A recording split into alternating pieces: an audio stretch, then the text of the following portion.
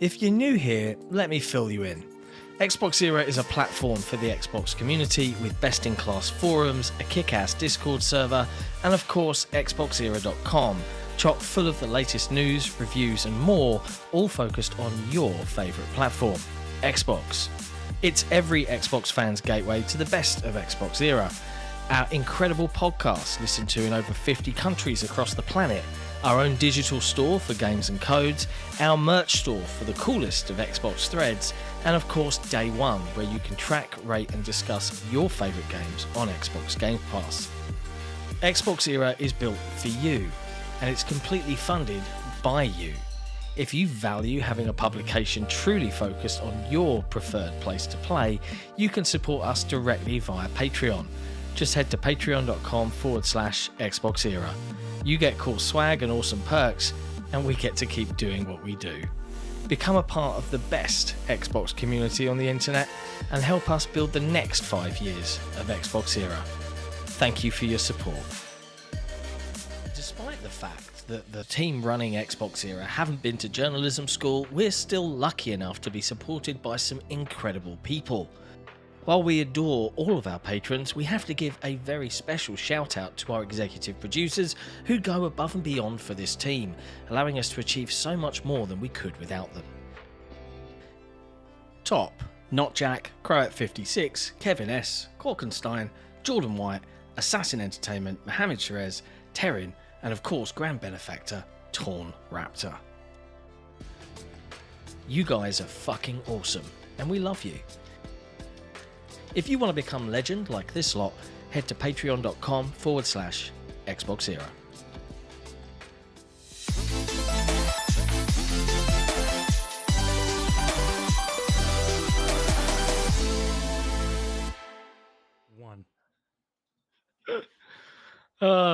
Hello, friends, and welcome to episode 218 of the XboxEra Podcast, Cursed Edition, where I forget everything that I was meant to have done, despite the fact that Jesse reminded me twice, and everything's broken. Our PCs are broken. OBS wants to pump out 50,000 bitrate frames. If you're wondering why, everything's broken. So I quit. Look, he's just walked off. I had an AMD update, and ever since that AMD driver update, any single time I play any of the videos that Predrag has made us for like going live or the intro, it wants to shoot out like 20-30K bitrate, and I cannot get it to stop. It is a driver level thing where if there's too much going on the screen, it wants to push an insane amount. Because like this thing, fine, not having any problems.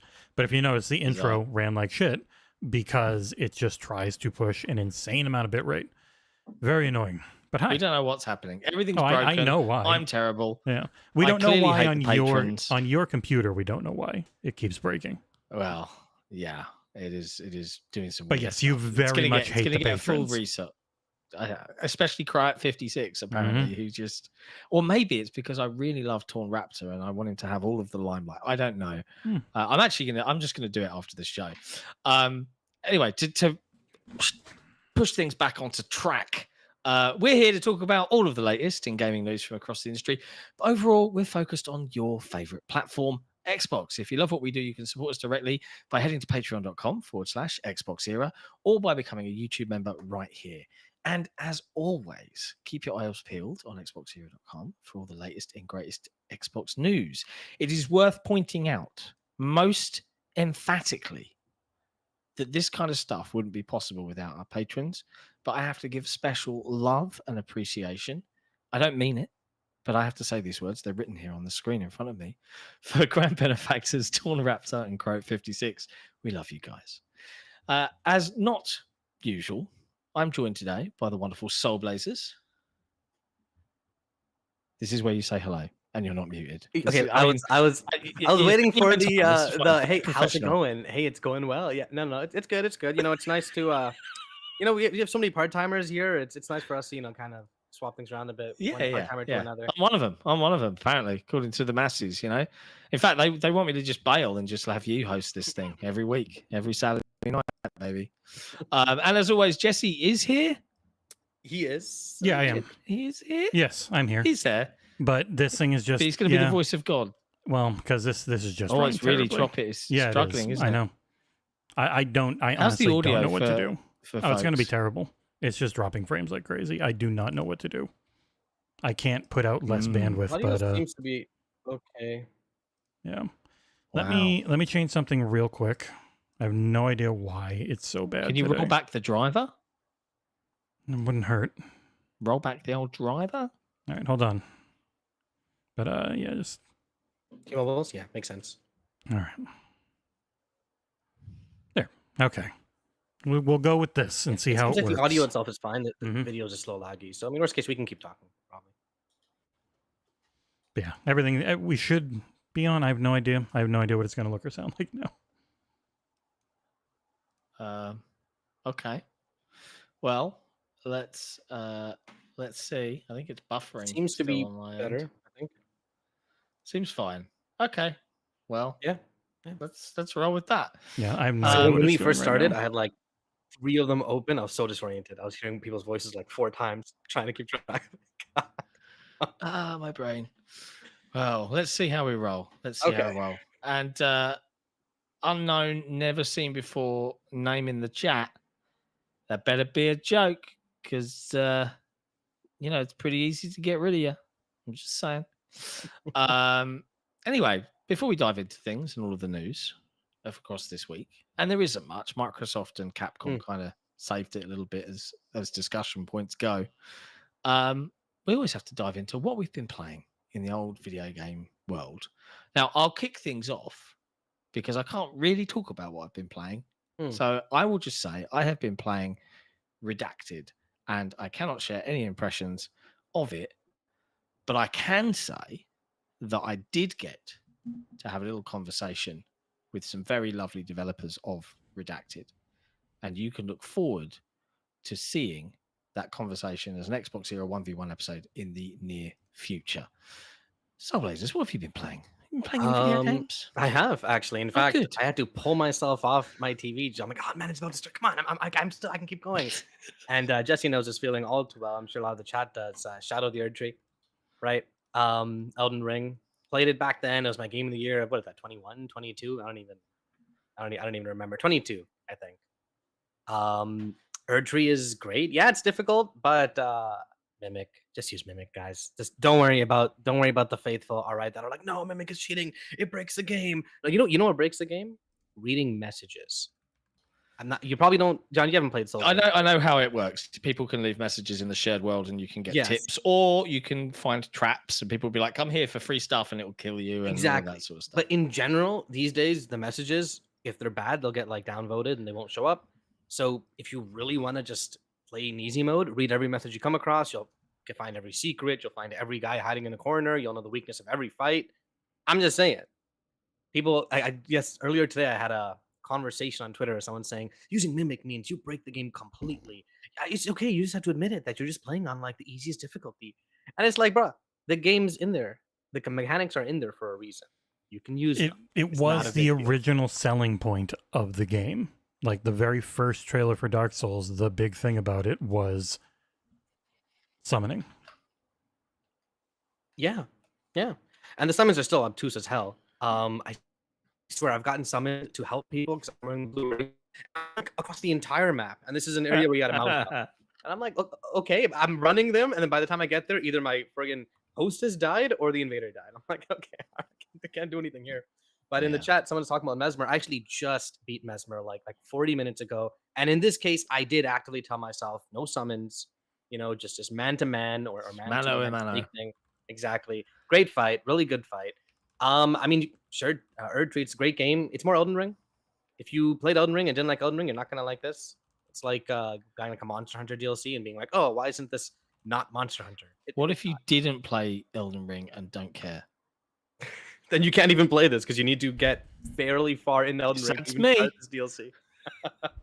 Yeah, if your taste is that bad, and you truly hate something incredible, then yep, you can absolutely skip this. I have no feelings. I don't hate it. It's not. It's not a patron, so yeah, I get it. Game. Yeah. It's not a game in a genre that I particularly enjoy, so I have no interest. You've tried it though, right? No. Huh? You've tried it. No, I gave it to Nick. No. Nick didn't like it. You've tried a Souls game in general, right? Yes, yeah. Which I one? tried I'll Dark say the Souls first 1 one. Ooh. and I think Dark Souls 2. This is by You should give far them the another go. easiest. I don't. Not even the. This You isn't. should give them another go. This one is way less of a Souls game than those are. Yes. So this one's bigger, open, going where you want. They still play the same. If you just don't like that play style, that's not going to change. But if you really hate I only have this path to go, and it's really hard and annoying, and I'm so sick of it, this game has far less of that because you can just always go in another direction, essentially. Yeah, Elden Ring's a bit more like, I'm stuck here, I'm just going to go over there. Exactly. And to be honest, the more I play Erdtree, the more I kind of don't like the open stuff. I've never been an open world gamer, right? I always like tight, well-made level design. Elden Ring has a lot of that. But also a lot of the open is clearly just, hey, this area is like twice as big as we want it to be because you have a mount, and the vast majority of it is nothing. And once you realize that, it's like, okay, I don't need to check every goddamn corner. I can just go to where there's a little candle there, probably something there. Yeah. But like the thing with Souls games is it's not the combat, it's not the bosses. The reason why I think they're worth playing is this extremely tight level design, like straight up, like top industry level. Like that's why I'd recommend playing the series. At least giving it like a better shot. You guys should do like a summon playthrough. Just have Jesse and company as a summon. If we were ever going to do that, it would be Lords of the Fallen because it could tie into Game Pass. I know, and it has actual seamless co-op where you don't proper have summoning. to. Yeah. Oh, you could technically mod it in, right? I think Dark Souls 3 is a summon mod, co-op mod. I'm not fussed about like the challenge aspect of it. It's I don't know. It's just it did not hold my interest. You played Hollow Knight or no? Yeah, I've played Hollow Knight. Boring. Did you beat? Yeah, you guys didn't like Hollow Knight. I remember now. I love Metroidvanias. Bailed on that shit after like 40 minutes. I was like, oh. Yes, the first like 3-4 hours before you get the like. I'm sorry, Hollow Knight fans. Oh, but if you play through the first 4 hours, then it gets really good. It's like what the fuck is that shit? It's like a 30-hour game. If you cut yourself, after a while, you won't feel a thing. There are basic mechanics you need to unlock, and then it gets better. Yeah. They should just be there. You know what it reminds me of? Sunset Overdrive, right? I played it for 2.5, 3 hours. I dropped it. It was kind of boring. Turns out if I played it for another couple hours and got the air dash, I would have probably liked it and would have kept going. Hollow Knight's very similar. You know what? Sunset Overdrive's an interesting one because I love so much about that game. The art style, the humor. Yes, I'm a child and it amused me. The music, the color, everything. Yeah. But then it fucking threw in defend area missions, and I said, "You idiots! Why did you do that? Now I hate you, and I hate this game." Looking back at it, that's like a direct, hey, this game needs multiplayer. Put multiplayer in it moment right there.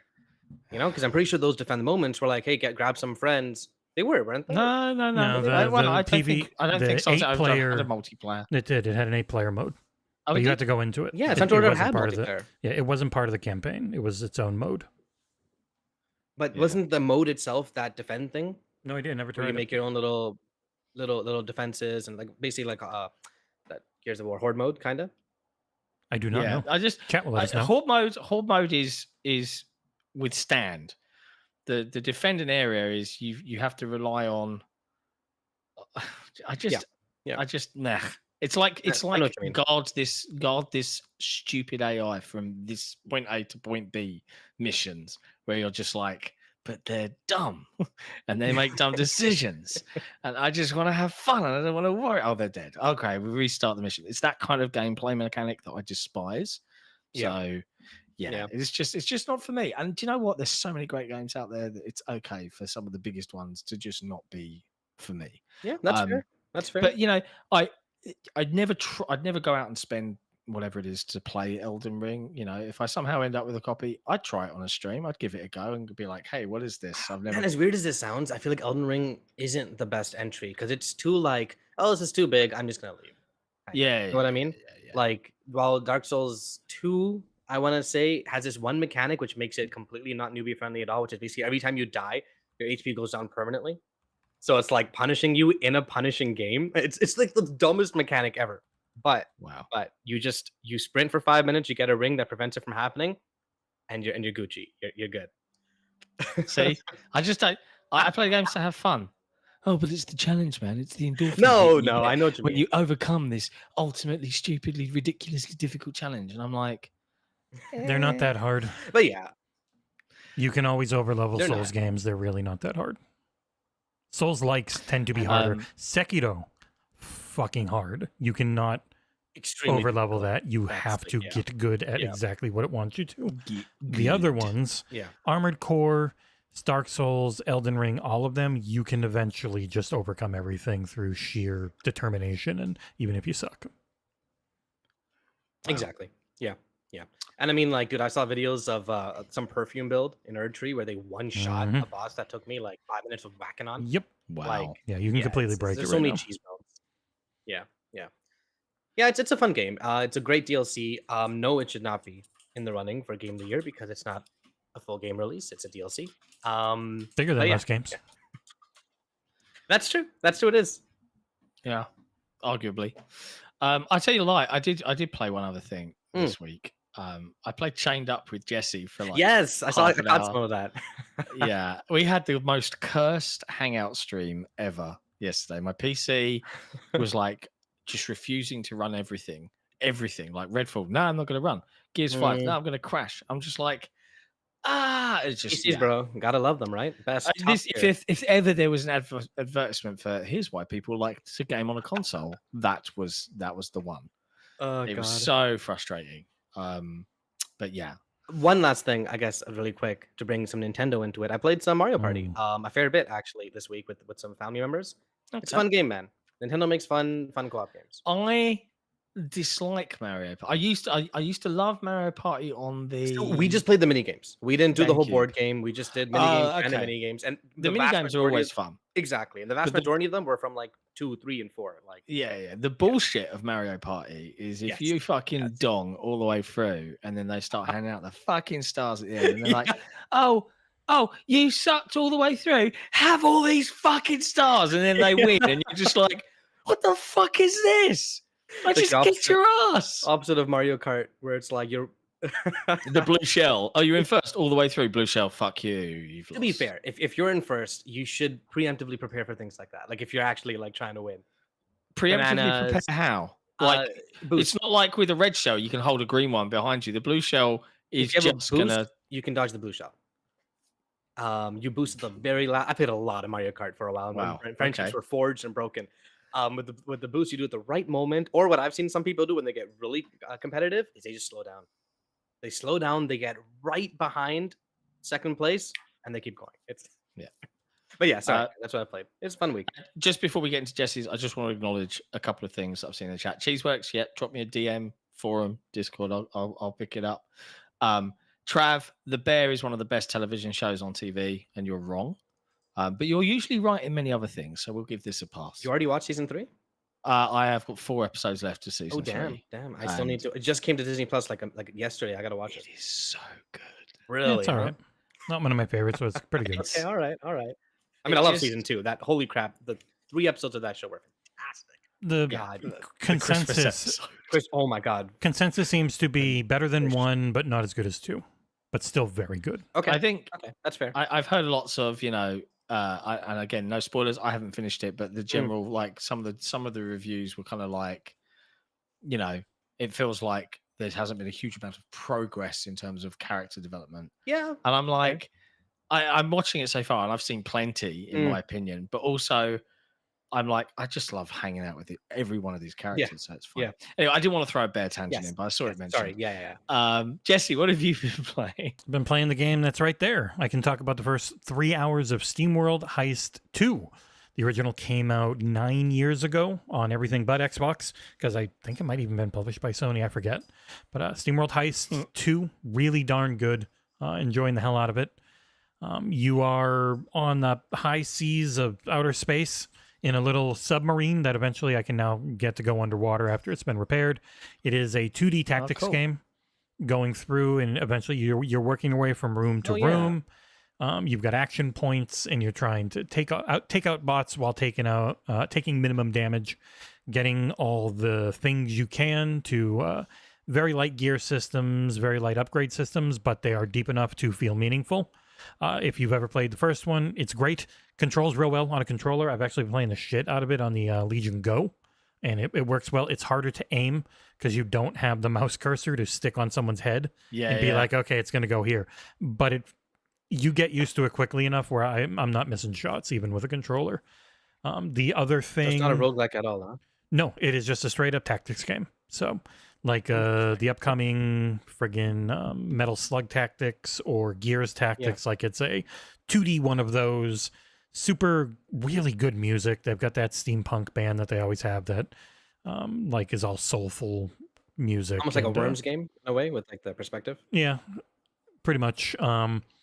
Really good. You end up getting a pretty big crew. Yeah, Worms. And when you're going, like, if anyone here played that. So if you see here, pretty much when you're in between levels, if I can ever friggin' find it. Come on.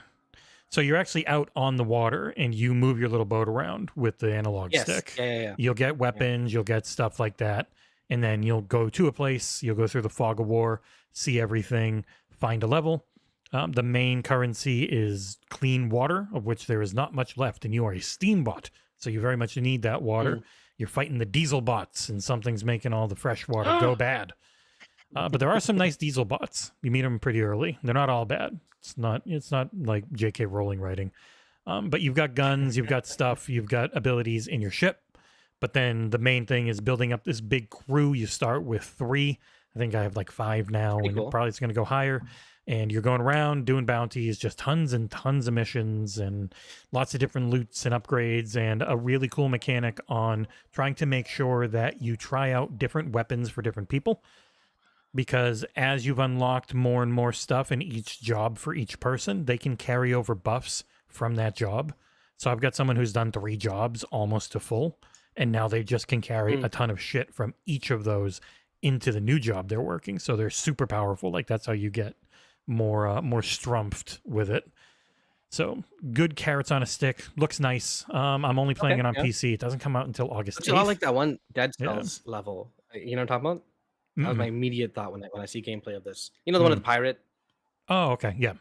Yeah. Yeah. And this one was funny because I did a journalism and broke the story that it was originally announced with Game Pass in the end logo of the trailer. Much like Shin Megami Tensei 5's Slipknot mask collab video on Instagram. Was so funny. It wasn't meant to be. It was never in Game Pass. Now, they have said it's not... They're not going to say it's never coming to Game Pass because most of the SteamWorld games end up showing up there. And it very well could have been an issue where they saw that SteamWorld Dig 1 and 2 had signed and now actually are back in Game Pass. SteamWorld Dig for the first time, SteamWorld Dig 2 back in, SteamWorld Dig 2, one of the best Metroidvanias of last gen. So it never was. Doesn't mean it won't be, but yeah, so it's out on August 8th. I already have it, which is kind of nuts, and I'll have a review for it later on. And the other thing... Nice. And what was the deal? They just included the Game Pass logo by accident in the trailers? Yeah, it was a formatting error. Is like... That's funny. Yeah, they immediately took it down. Like, they didn't leave it up much for very long. But, yeah, it was 22 days it was up because no one realized it was in there. Whoever put it in, none of their stuff ever said it was coming to Game Pass. Just that one trailer. The other thing I've been playing, and I already had this code on PC. This footage is way washed out because I forgot to turn it on to SDR capture. Chia... I've got it on the Epic Games Store. They gave us a code a long time ago, and I streamed it. There's a rumor it might be coming to Game Pass soon. So I had already played most of it, so I'm just going back, getting more footage, and yeah, that game's very fun. It's like a child-friendly Breath of the Wild, no combat. You're just possessing creatures. You got ability. You can jump into almost anything, take it over for a little while. You can jump into a rock and roll around and then send it flying at stuff. Like, really cute game. Not super long. If you just focus on the main quest, it's like 6 to 10 hours.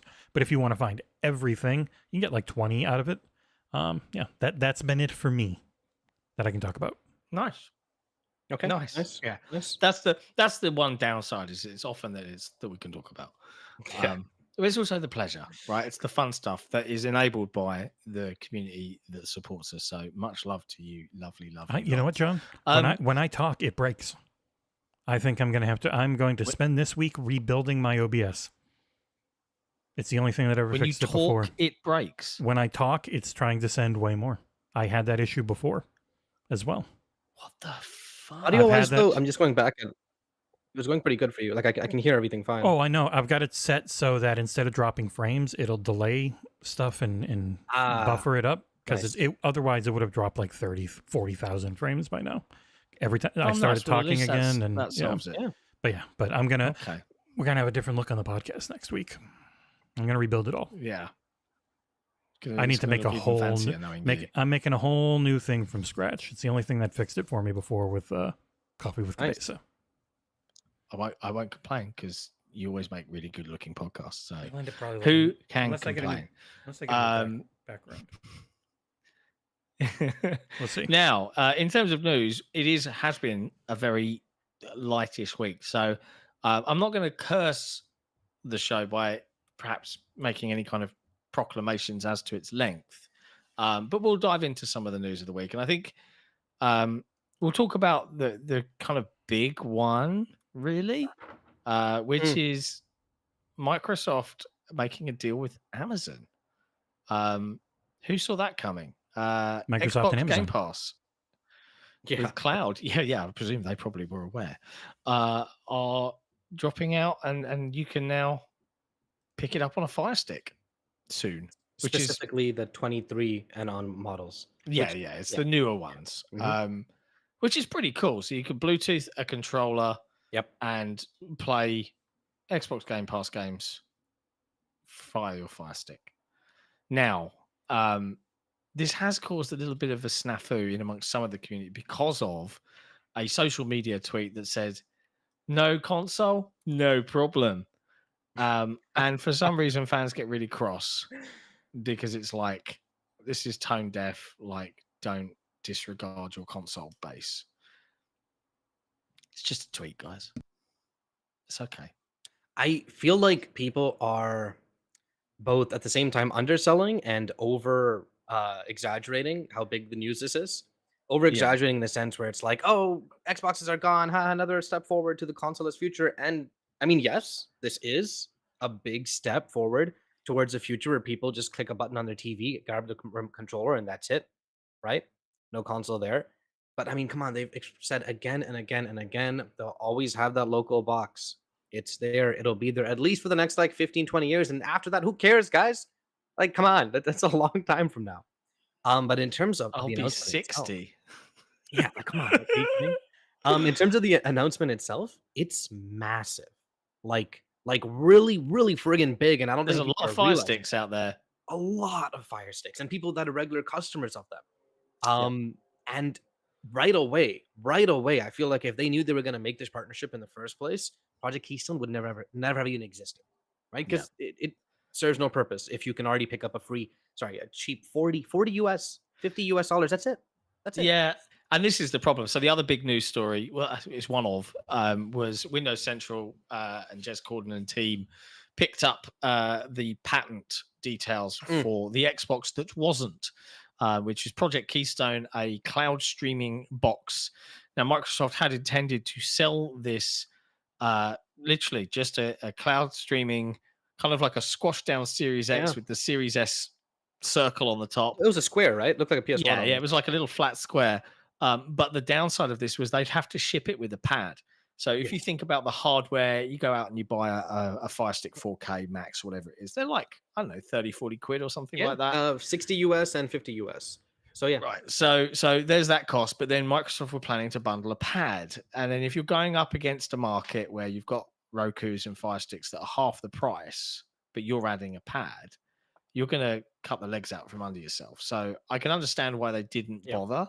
And now this deal makes even more sense because there are, instead of, here's a new device. No, I'm sorry. I've already got a Fire Stick. I've already got a Roku. I don't need this. Right. Instead, well, look, let's just piggyback off of the Amazon device and it's already got Bluetooth. They can use an existing pad. We don't have to sell them something new. Yeah. And suddenly and you they can play explicitly mention it's kind of funny. You can use whatever Bluetooth controller you want. DualSense, whatever. I mean, I'd rather like squeeze lemon juice into my eyes than play on a symmetrical stick pad like a DualSense, but the PS5 pad's okay. It's fine. I just still don't like symmetrical sticks, but I think it's pretty cool. Like, and as you rightly said, Xbox have repeatedly said, and I'm saying it. This is additive. This isn't a replacement. This is a nice to have. This is a emergency. I want to play some video games, but I don't have my console with me kind of thing. This is my kid's playing and I want to play something else kind of moment. Or I'm playing and my kid wants to play so they can go play on the Fire Stick. That's what this is to me. Exactly. It is not a replacement of the local hardware. Also, it's a bit of an overreaction. One of the biggest uses of this friggin' sticks in general for me has been put it in your bag. It's super tiny. Take it to wherever you're going. It'd be an Airbnb, a hotel room, whatever. Pop it in the back of the TV. There you go. You got Netflix, whatever the heck you're playing. Yeah, hotel Wi-Fi is pretty sucky, but I've streamed actually on hotel Wi-Fi before on my phone or on a small laptop. It is doable. Yeah, you know. I was once in Atlanta, Georgia, on a business trip, going back a couple of years. This is when Xcloud was relatively new. Yeah, and I was so bored. I was by myself in America. And there were no social events going on. I didn't have a car or anything. I was just stuck in this hotel and I was going nuts. And I saw that there was a Target down the road. So I picked up a pad. I came back. Yeah. And I was playing Xcloud on my company laptop quite happily on hotel Wi-Fi. And it was fine. I was like, this is great. I'm now no longer bored. Mm-hmm. I mean, it depends what game you play, obviously, right? Yeah, pop Halo Infinite and play like competitive multiplayer. Funnily enough, I think it was Halo 5. And I was forging. Really? Yeah, I was forging in Halo 5. This was before that makes sense. Yeah. Halo Infinite came out. So it was fun for me. No, I think the biggest news of this news, in my opinion, is that Amazon's partnering in the first place. Because I mean, we all know Amazon have their own gaming section. And they have their own cloud gaming. They literally have their own cloud gaming, like a direct competitor to Xcloud. So it's kind of curious to me that they're, buddy with this. Well, yes and no. Like, I would argue, as a brand known for gaming, Xbox is a million miles ahead of Luna, right? Of course. Like, I've not, since it's been announced, I don't think I've heard anyone. I don't know anyone that's ever even tried it. I'm not really planning to, but maybe they'll get some folks to check it out now that they know they can play games on their Fire Stick. You're right. Yeah. And what do? People pop up their Fire Stick, play the Xbox app, and then boom, there's a big ad for Luna instead. Yeah. Saying, hey, this so amount, the game's running at this so-and-so resolution, blah, blah, blah. Maybe. Who knows? In the words of the wonderful Cheeseworks, like the stream you all, if you have a moment, please hit that thumbs up. Jesse, are you like, I know you've turned the camera off for performance reasons. Are you here still? Are you with us? Yep, I'm here. He's okay. Yes, good, yeah. Okay. Are you going to be the voice of God this episode? Is that the plan? It seems like, this is like far and away the worst internet I've ever had. I don't know what's going on. Oh, it's buffering right now. Yeah. Yep. Literally, as soon as you started speaking, it started. So you're going to be very quiet for a change. Oh yeah, that's a shame. Okay, I understand. Sacrifice. It's a sacrifice. Yeah. And hey, only 2 people. Maybe this will be a super long show. Don't jinx it. Long show. It'll be long. This will be a crazy long show. Definitely. I like it. I like that style. And I can see we've got a couple of comments and chats to read out. Abdul114, member for 3 months. XboxEra YouTube. Another week without special Nick. Sad face. You got another week as well. Next week is no Nick either. We'll manage time to make him a full timer. Elden Ring, best game ever. TTS S/O to Dirt Griggity. Spend them out of business. I don't know what those. So SO is shout out. TTS is probably like by the way. Talk to you soon. I don't know. TTS, you'll have to let me know what the hell that means. Like I'm not so young anymore, man. I'm not fey and down with the lingo of you young whippersnappers. Come on, Sol, you're like 19 or something. No, I'm turning 30 in like 2 months, man. I'm not young no more. I believe you. You've got the young and devilishly handsome looks of a young 20-something. Jordan Andal, the man that caused absolute carnage last weekend, that caused the show to not finish. It was light outside when I went to bed. All right. Birds were tweeting. You're a bad man, but you're also a crazy person who threw so many super chats our way. And this is worrying me. £5 super chat from Jordan Allen. He says, I'm back. And you know what that means. I'm worried. I'm worried for your bank account more than anything else. Looks like there is a troll in the chat, and it's taking care of it. That's always nice to see. Nice. Come I need to make my account a moderator again. I was gonna, and then I'm like, wait, I'm not yet. We'll do that later. It's so fun. I can't believe you just talked over me, bro. How dare you?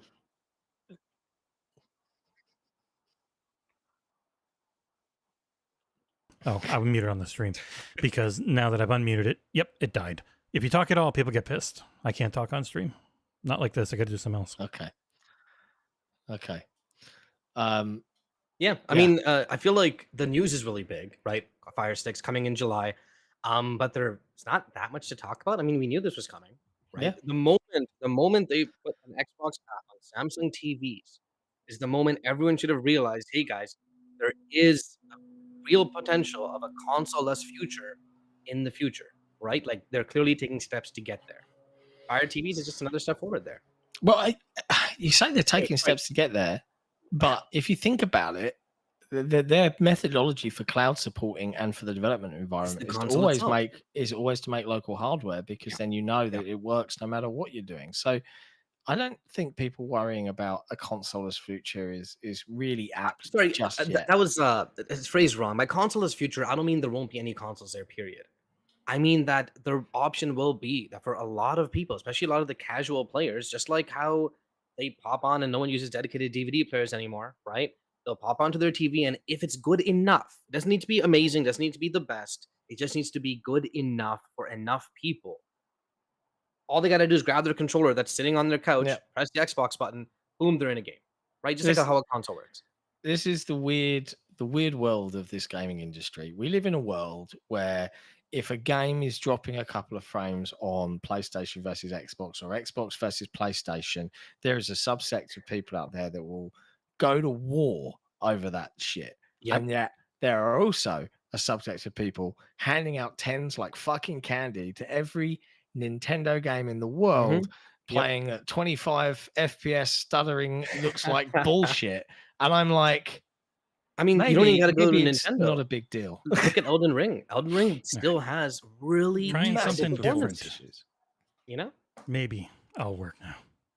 Yeah, you open up a second account. How's it going? Is it good? Yeah. So instead of sending my mic directly through OBS, I'm just using a second StreamYard. That mic is coming through, and now it doesn't drop any frames. Hello, everyone. That's smart. Is your audio doubling for you? So you could turn the camera back on. For me, yes. Everything would be fine. No, because the cameras are now out of sync. Because there's two of me in there. Yeah, but you've got the big, what's it called? So no one would know. You'd be like this. I'm just saying, because I miss your face. Yeah, Jesse, you haven't talked about this. I mean, obviously you talked about it a lot already on Discord, but like the news, the console-less future, the end of all days Xbox. What do you make of it?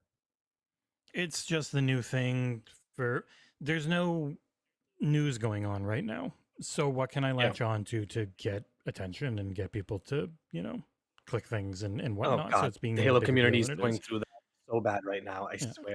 I don't even want to talk about it. The main thing is just more people. More people use your shit. That's all they care about right now. Yeah.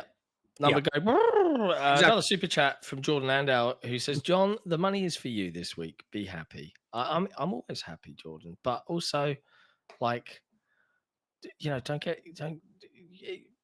just feel I'm not used to this. All right. It still feels weird to me. It's very like disconcerting and humbling and odd. But I love it. Thank you. I appreciate it. Yeah, like what else is there to say? I mean, there's been a fucking Samsung Cloud app for like 2 years now for playing Xbox on your TV.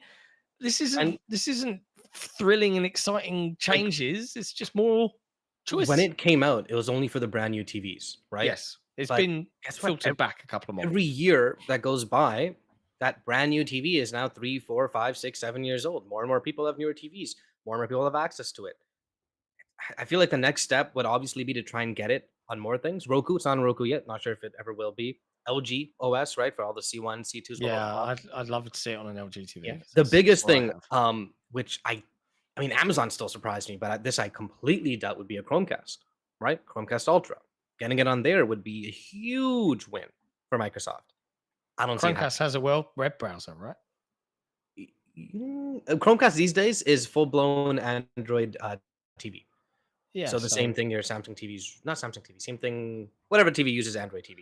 But I mean, it's an Android specifically TV, they just need an Android app and it should work. So I imagine Yeah. that already exists. So it Oh, technically would already be on Chromecast. I didn't think of that, but can you hook up a Bluetooth controller to your Chromecast? I have one. I'm going to give that a shot. I'm curious now.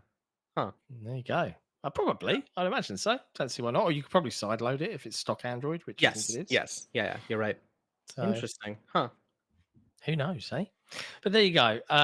To round this off, Amazon put up a blog post and they said this announcement is an extension of Amazon's commitment to bringing the best entertainment experiences to our customers, including top tier cloud gaming options. For casual gamers or those new to the hobby, it provides an easy, low cost entry to explore the Xbox Game Pass Ultimate Library. Hardcore gamers can use it as a convenient way to play on another TV or take their games on the go. Which is completely accurate.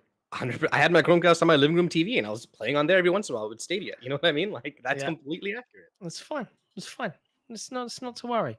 The other big news of this week, and I think this is pretty. It wasn't. I don't think there's too much more we need to go into on that bit. Dead Rising. Out of nowhere, Capcom drop a trailer for Dead Rising Deluxe Remaster. Frank West is back. It's a remaster of the original Dead Rising that released in 2006, which was at the time, I think, an Xbox 360 exclusive. And it's coming back and they're remastering it again. And this is where I'm a bit confused because I'm like, this had a remaster in 2016. So I'm very curious as to how much remastering is going on here because there's a lot of debate versus remakes versus remasters, but use the word remake. And looking at the footage in the trailer, it does look like a very up-resed. Yeah. New textures. Same old engine, really. Yeah. Like, who saw that coming? I wonder why. Sorry, I just read Woman of the Cloth and was very confused for a second.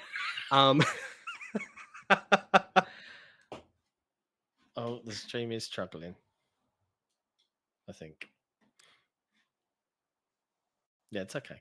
Cool. I mean, have you played the first Dead Rising? Yeah, I played it when it released. I think much like everyone, I wasn't a big fan of the time mechanic. It was what I wanted out of Dead Rising was to walk around a big shopping mall and do silly things to zombies and have a laugh. And it wasn't exactly what I got. Which is a shame. Yeah. And the game could get quite challenging as well. It was fun, and it was fun at the time. And I've played a couple of the following sequels. I did not try the Christmas one, the most recent one, Dead Rising 4. Was it Dead Rising 4 was the Christmas one they did where they bought the exclusivity for it again or timed exclusive? Jesse would know. I haven't played a single game in the series. Oh, really? Yeah, I don't know. I first heard of it when I started watching Xbox shows in like 2011 or 12 or whatever. And it was at the Xbox One reveal, right? Dead Rising 3? Yeah, Dead Rising. And I'm like, oh, look, a lot of zombies. And is that a teddy bear? It looked cool, but I mean, no Game Pass, right? So I'm not going to. 4 was Christmas and bringing back Frank. Yeah. I heard really good things. Coming back. It's nice. I like it. What else? European charts came in from gamesindustry.biz. Pretty rough reading for the European console sales market. The big kind of buzzed line out of this was that Zelda alone in 2023 sold more copies in just May than the entirety of every game in the top 10 for May 2024. To put it into context, one game sold more than the top 10 games the year previous. So kind of puts into not doubt, but like just because a game tops Circana, right, doesn't necessarily mean it sold well. If the if no game sold well that month, then yeah, it probably didn't. If it's a month that like a big game came out, like Madden or a FIFA or COD, blah blah blah, then it's different. But otherwise, it's I don't know. This data you got to kind of use carefully. You can't take it as gospel in anything. No, it's just data at the end of the day. But the console sales side of thing, a drop of nearly 17% compared to last year, which is pretty rough. Yeah, month over month, right? Sorry, year over year. Yeah, compared to last year, so it's a drop of 17% for the same 5-week period. I mean, to be fair, I'm assuming UK. Oh, sorry, no, that was sorry. Let me correct that. Yeah, that was PC and console games sold. The console dropped across the tracked markets. Only 311,000 game consoles were sold in May of 2023. I think he means 2024. I think this is a typo because it says across the tracked markets, 311,000 game consoles were sold in May 2023, which is a drop of 40% over the same period the year before. I think he means 2024 in that sentence. Yeah. I mean, you guys have talked about this before, right? Like more and more, why do consumers need to upgrade to the next console? It turns out that higher frame rates and better graphics appeals to only a certain part of the audience, right? Not the vast majority of it or all of it. Yeah. I think you're absolutely on the money there, mate. If you can I still play Fortnite? Can I still play Rocket League? Exactly. Can I still play PUBG? Apex? Can I still play GTA? No. That's the one that I still personally think is going to change things, and that's why I know you guys disagree, but I do think next year's the year they drop COD. No, not that. 6, it's going to change. I think next year's the year they drop COD support for Xbox One, PS4. In my opinion, I think next year's the year everything friggin' goes. Kind of like a concentrated decision by everyone saying, hey, let's upgrade to $70 games, blah, blah, blah. For the publisher, now your games are worth more, you're getting more money per sale. For the game console maker, obviously now people are buying your consoles more. It's kind of win-win for those two, and for the developers, they don't got to support a friggin' box 11, 12 years old. Yeah. I think GTA 6 is going to be the first one that forces a lot of console sales. Yeah. But you're right. If COD as a game was to turn around and say, this will no longer run on an Xbox One or a PS4. Wasn't it a stat that was like 48% of PlayStation players are still on PS4? Yeah, it's insane. It's a huge amount. I mean, it's not insane. I totally get it. Like, if I can still play the stuff that I like to play, why would I bother upgrading if I'm just a casual gamer? That it's insane. It's unheard of in terms of console generations, right? This is something brand new to a lot of people where they're like, what the hell? And it's someone who's been playing on PC for a lot of games over the last 15 years or so. I didn't upgrade my PC every 4 or 5 years. Heck, I played WoW on my crappy potato for like 6-7 years straight, because it worked. Yep. I didn't care. Same with League of Legends. Same thing with Dota, blah, blah, blah. And now console gamers are kind of realizing the same thing with them, as you're right. My question I'm a little interested in is when do the big boys drop it? When does Fortnite drop support for the Switch or the Xbox One, if ever? Why would they? Like, this is the thing. It's a live service game that was built in that generation. So all the future generations will bring is higher frame rates, sharper graphics. Maybe you'll optionally provide higher textures.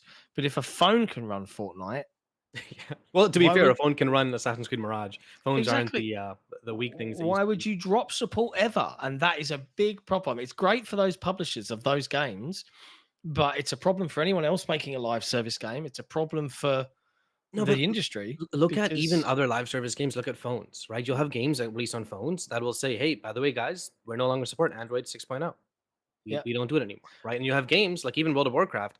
Every expansion will increase their minimum specs, right? Bit by bit. But if you go from the entire 10-year period, you're going to need to change something. It's going to run worse and worse for you as you go on. But to your point, if you look at phones, so many phone sales are dropping. Why? Because guess what? This incremental upgrade you've made from this $1,000 handset I bought 2 years ago still isn't enough because this handset still works. Yep. And you got sued reducing the battery, so you can't do that anymore. So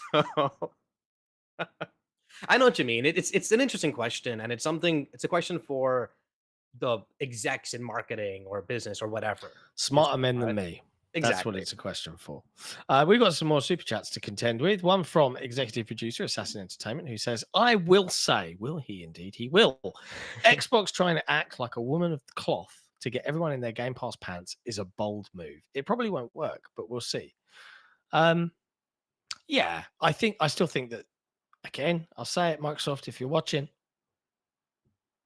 no one knows what play day one on Game Pass means outside of this hardcore group. I still disagree with that. I still think a dedicated 30-second ad saying this is what Game Pass is does nothing, because the vast majority of people will just be like, "Oh, what's Game Pass? Hey Siri, what's Game Pass?" and done. Well, no one does that, but you know what I mean. Yeah, I honestly, I just think people are dumb. They need to be told in very strict terms.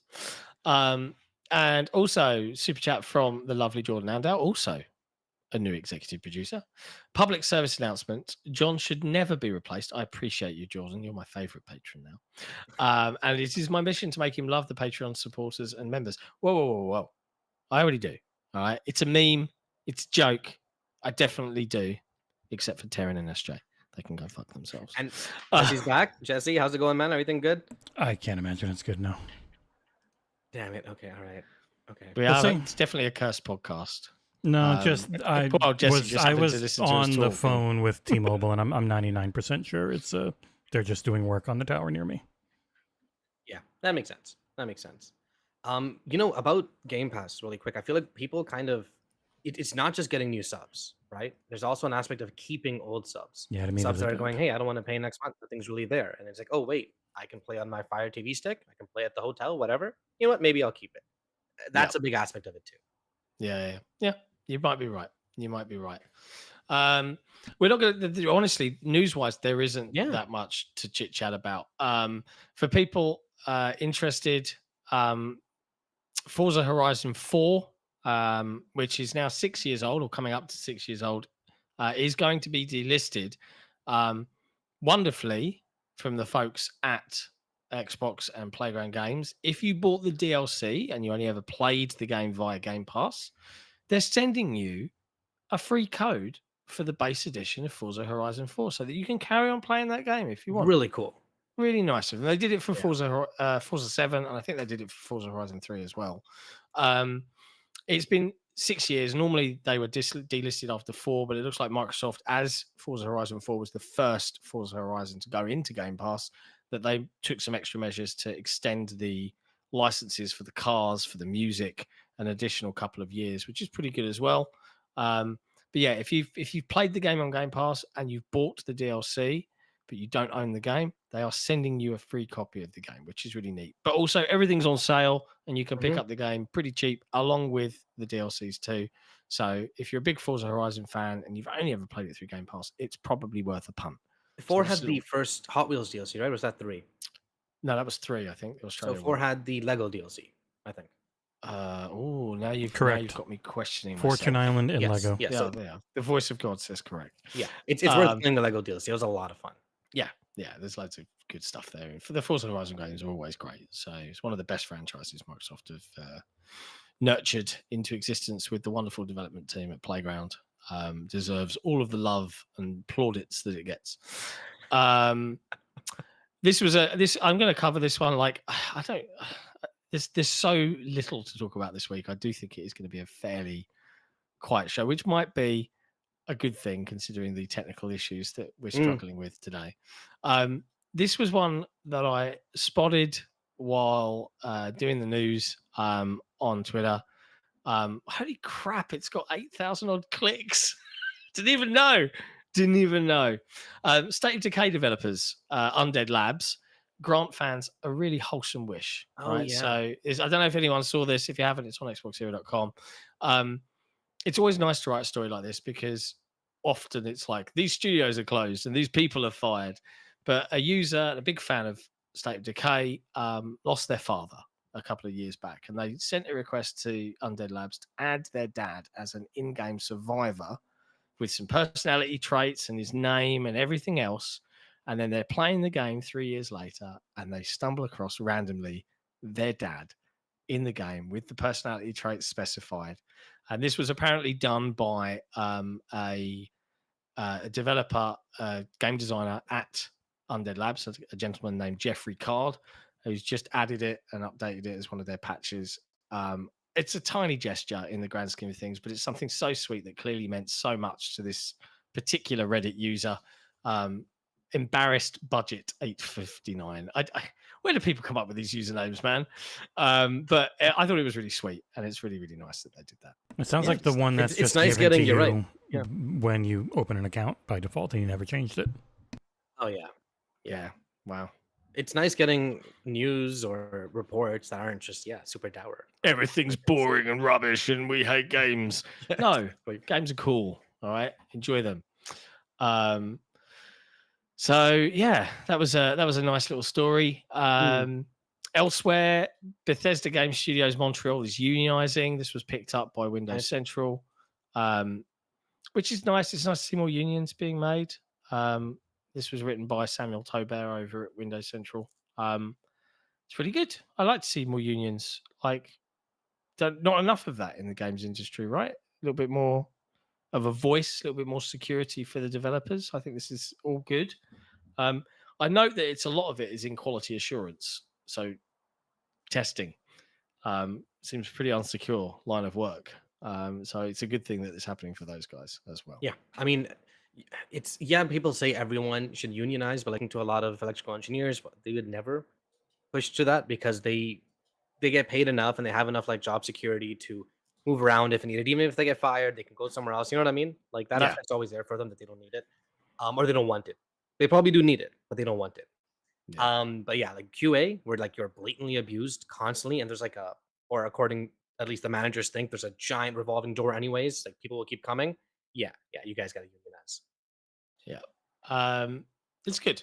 It's good. I'm all for it, man. There's no news. Did you see the list? It's so got quick. Price for Donkey Kong Country Returns HD.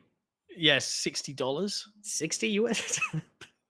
And you know what Nintendo fans will do? Do you know what they'll do?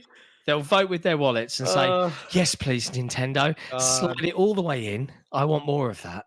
That's what they'll do. You know what? I think people like relate, or people connect to their like joyful, childish love of Nintendo. So they refuse to point out, look at, or talk about the super slimy and crappy business practices Nintendo does. You know? Yeah.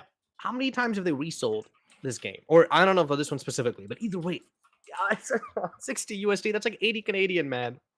It's insane. That's crazy. Like, would you buy that? Hell no. Do you know what? Nintendo fans will buy it. And do you know Yeah. what's even worse? They'll all give it glowing reviews about how great it is still. And it's just like... Of course. I mean, the people giving it a review didn't pay for it. What the hell do they care? Right?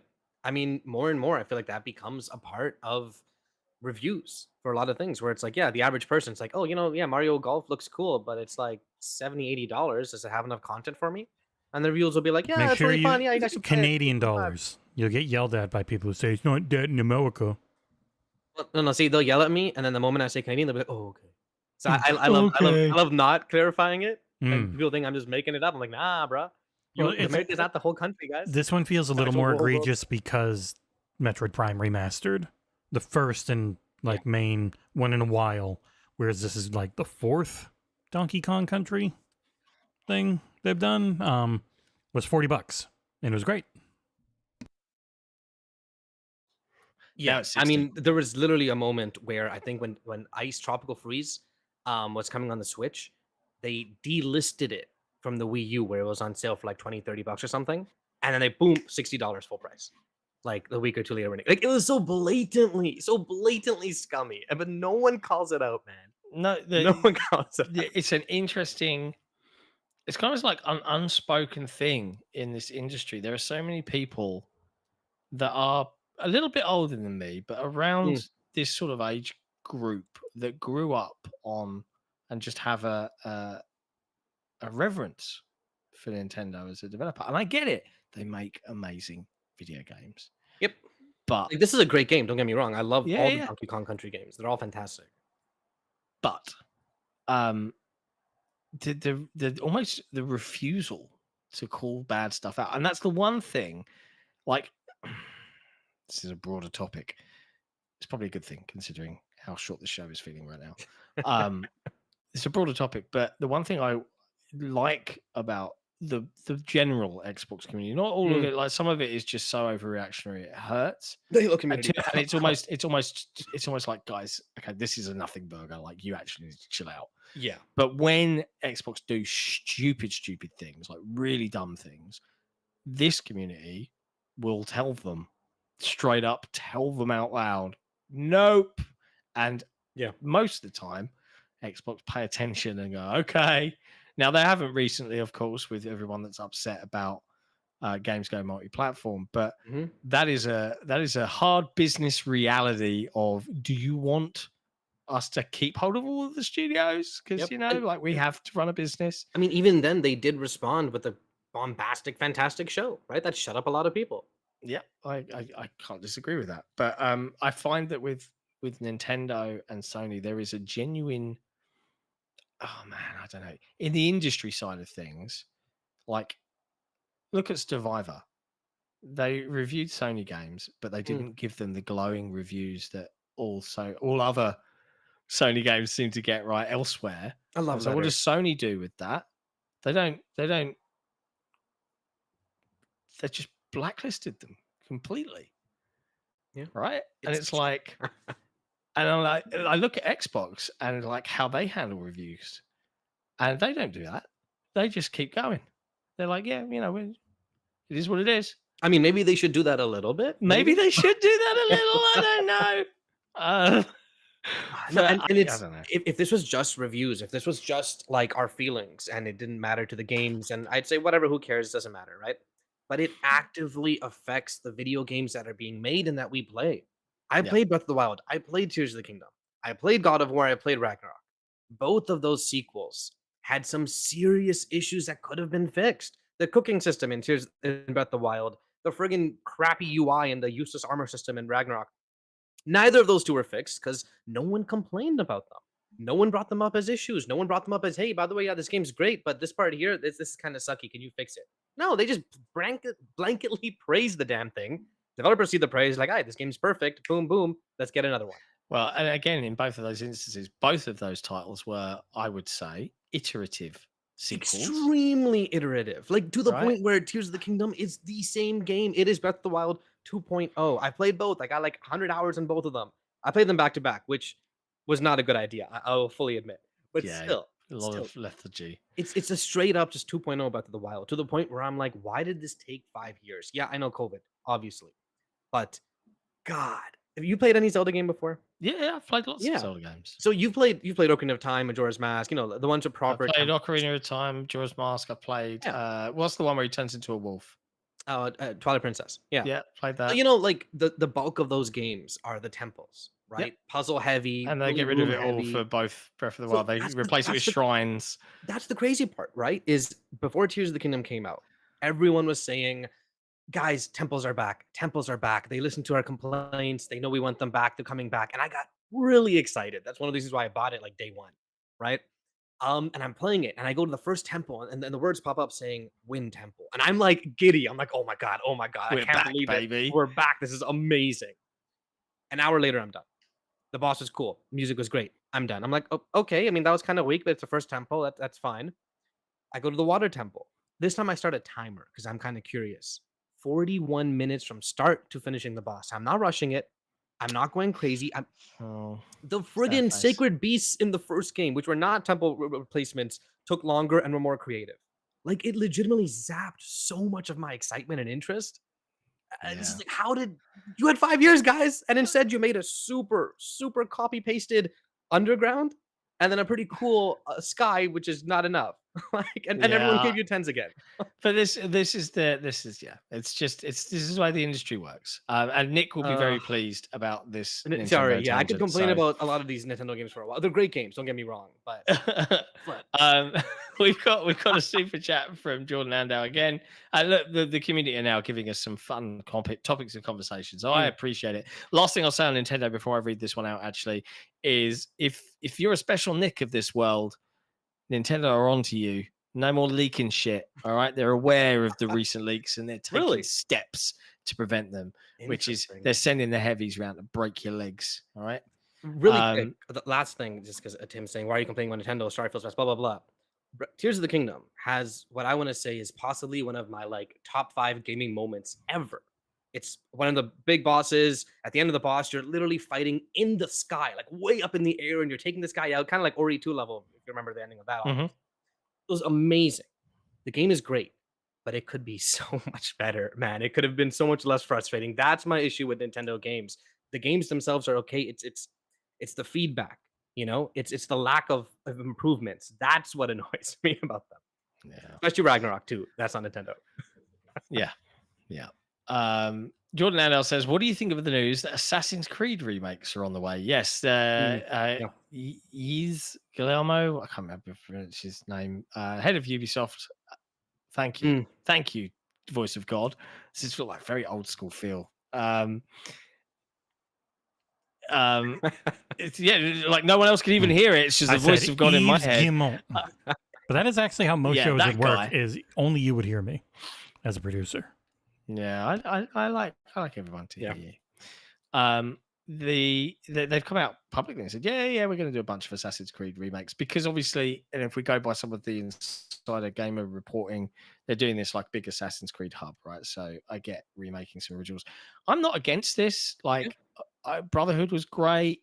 Like Assassin's Creed 2. That was Brotherhood, wasn't it? Brotherhood's a sequel to 2, technically. That's okay. Yeah. 2 was it goes 2 really was Brotherhood. 3. No, it's called something with an R. Revengeance. So who knows? No, Requiem. Either way, the chat. Requiem. No, it's not Requiem. That's Halo. Oh, okay. You're just making up words. But like for me, I'm like, give me my Black Flag remake. That's what I want. I'll play that again. I loved that game. That was a great game. Ubisoft moment. God damn it.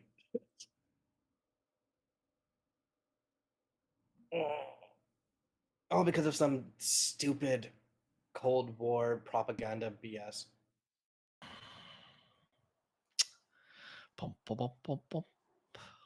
Yeah, just I don't know what's going on. Give me a mo. No, it just seems to be something. Jesse, if you want.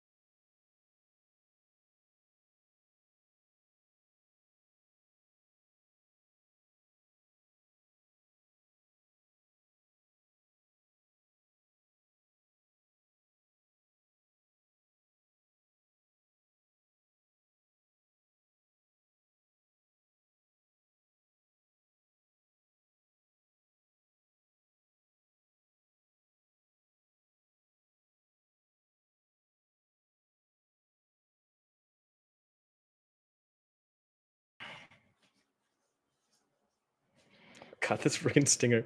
Whatever, that's fine. Yeah. You might as well just take over. So, if we are, the stream will be a fair bit basic looking, compared to what it was before. But let me know. Do you guys see anything on your end? I kind of can't test. Yeah, I can't see. It's just a spinny circle for me still right now. Yeah, okay, we're back. We're back. It's a little bit basic, but we're definitely back. To be fair, I have more stuff. I just had to remove it all because it's all Halo era branding. Okay, we're back. We're back. It's a little bit basic. Okay, can everyone hear us? Back. To be fair, I have more stuff. Give us a sign of life in the chat if we're back. It's a little bit basic. Okay, can everyone hear us? To be fair, I have more stuff. Give us a sign of life. Pretty much any time I tried to talk, it would just kill anything. I've run into that bug before. Where give us a sign of I had life. to start like feeding my mic in through a website until I eventually rebuilt the entire scene. There's some weird OBS bug. Every single time I talked into my mic, even if I was muted on OBS, it was for a second. It killed the stream. I think. Okay. Yeah, every single time I would talk, it broke the stream for about 2 minutes tonight. Again, the second time I've had that bug, so I'm just gonna have to rebuild everything. Because I'm looking, my connection's actually fine. Connection's good right now. No major problems.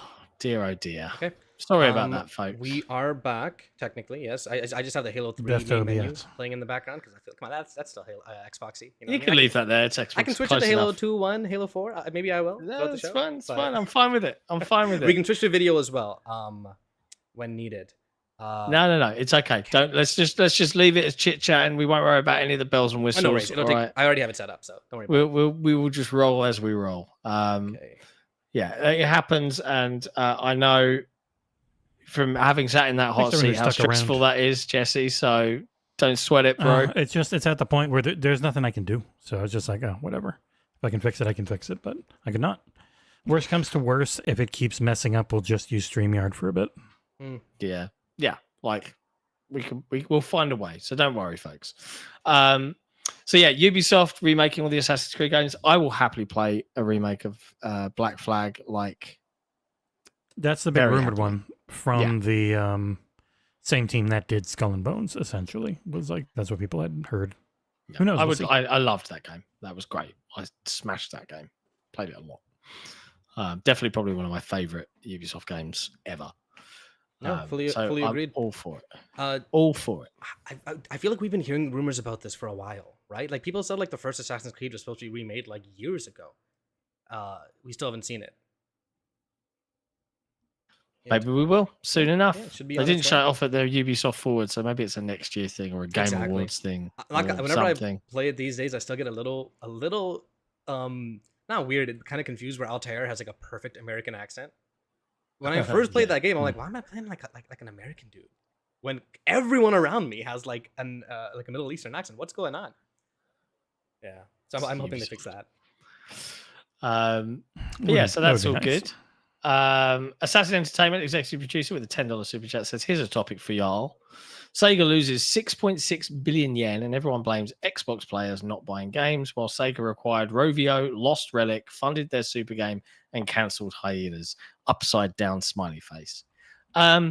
Yeah, I think it's very silly to blame Xbox gamers or Game Pass for this. Like, the whole industry is hurting. The whole every publisher has, in some form or another, pretty much at this point, given some sort of layoffs. This is a story on. Funnily enough, I couldn't find it anywhere apart from on PlayStation Universe. Sega reportedly lost 6.6 million yen due to its restructuring of Sega Europe. So, yeah, Relic Entertainment got sold. 240 odd people lost their jobs. That's around 41 million USD, by the way. So it's not an a fair insignificant Is that amount all? of money. But yeah, it's nothing to do with Xbox. This is the industry I don't know is why people are struggling. yeah, like they have also. I was like looking at the Reddit post a little bit. It seemed to be that they canceled a lot of. Yep, they cancelled projects. Hyenas. Yeah. It was bizarre to me. Hyenas at Gamescom 23 had this absolutely enormous booth, and that game was virtually done, and they yanked it because they. And this is you're going up against those Titanfall. Going up against Fortnite and Apex, and you might make a little bump in the spectrum for a couple of weeks. You might have and your then- big hit at launch like X Defiant and then fall right down. Yeah, or like Concord's going to have the similar problem. I think. Like, No. Yes, we saw these It's going to have glowing a way previews. worse problem. Yeah. So Concord is $40. It is not free to play. It's going to have a far worse problem. I mean, look at even Helldivers 2. Helldivers 2, enormous success, has now lost almost all of its players. Like, it's really hard to keep people invested for that long. They had some fun Warbond stuff with Helldivers 2. They brought in the mech. That's been about it. It's still the same game, and it didn't have endless variety to begin with. So now it's just kind of in the I've done everything in it 350 times. It's a lot of fun, but I really need more to do. I've phase. played enough. Yeah, it's just like Sea of Thieves for me at this point. Like hero shooters in general, you guys mean? Yeah, like I think there needs to be the next big thing. Something has to happen soon that is the next big thing. And I don't know what it is, but we'll know it when it comes because it will be the next big thing. Super chat from Jordan Landau, £10 super chat. I wonder how long we should make this episode. John, what do you say that each pound donated to the PayPal fundraising during this podcast episode adds 1 minute to its length? I feel like that's too much math for this man to do Definitely. at this point at night. What I would say to you is save it for the subathon. Save it for the subathon. Save the extravagance, because that is one where we will just keep going and going and going, because that's what we And then want. the VOD will disappear. Yeah, and then the VOD will we're gonna hit disappear 12 and we'll get hours. sad. We'll start a new one. That's funny. And you guys I do watch- have it set up. Yeah. I think I can get it so that when one ends, it will send us to the next one. Oh, that's That cool. is a feature on YouTube. It's just a pain in the dick. So you have like both of the streams set up beforehand, like scheduled? Yeah, so part 1, and if we're going to be doing part 2, get part 2 set up in the background, and then end part 1, like just stop streaming part 1, start streaming part 2, then go into YouTube and choose end stream on part 1, so then it sends it to part 2 in the settings, because I'll have it set up ahead of time. Oh, that makes sense. Thinking on my Did feet. you guys watch any of the Concord gameplay? Yeah, looks fine. Yeah, I mean, it looks like Destiny. It's a like lot a mix Destiny. of Halo and Destiny. Yeah, it's slower and floatier like Halo, but then gunplay looks pretty Destiny. Yeah, agreed. With like some hero, it had a higher time to kill than I expected. Sorry, I'm trying to produce a little bit too while doing this. Which I realize is I know so it's not difficult. easy. Yes, it's so difficult talking while doing it. Like other people are having a conversation, it's easier. You're on the ball, but like when you gotta speak, oh my god. Yeah, one of the main things that helps are all the buttons I have on this bad boy, where it's like, that would make what are you sense, gonna do? What scene are you gonna do? YouTube can- chat, You subscribe, can like all those program them things. for that. I know where they are. Yeah, you can set it whatever you want with whatever icon you want. It can Even be. stuff like They're just a bunch of little LCD screens that are buttons. because like changing current topic is a pain in the butt always because it keeps changing so flippin' fluently.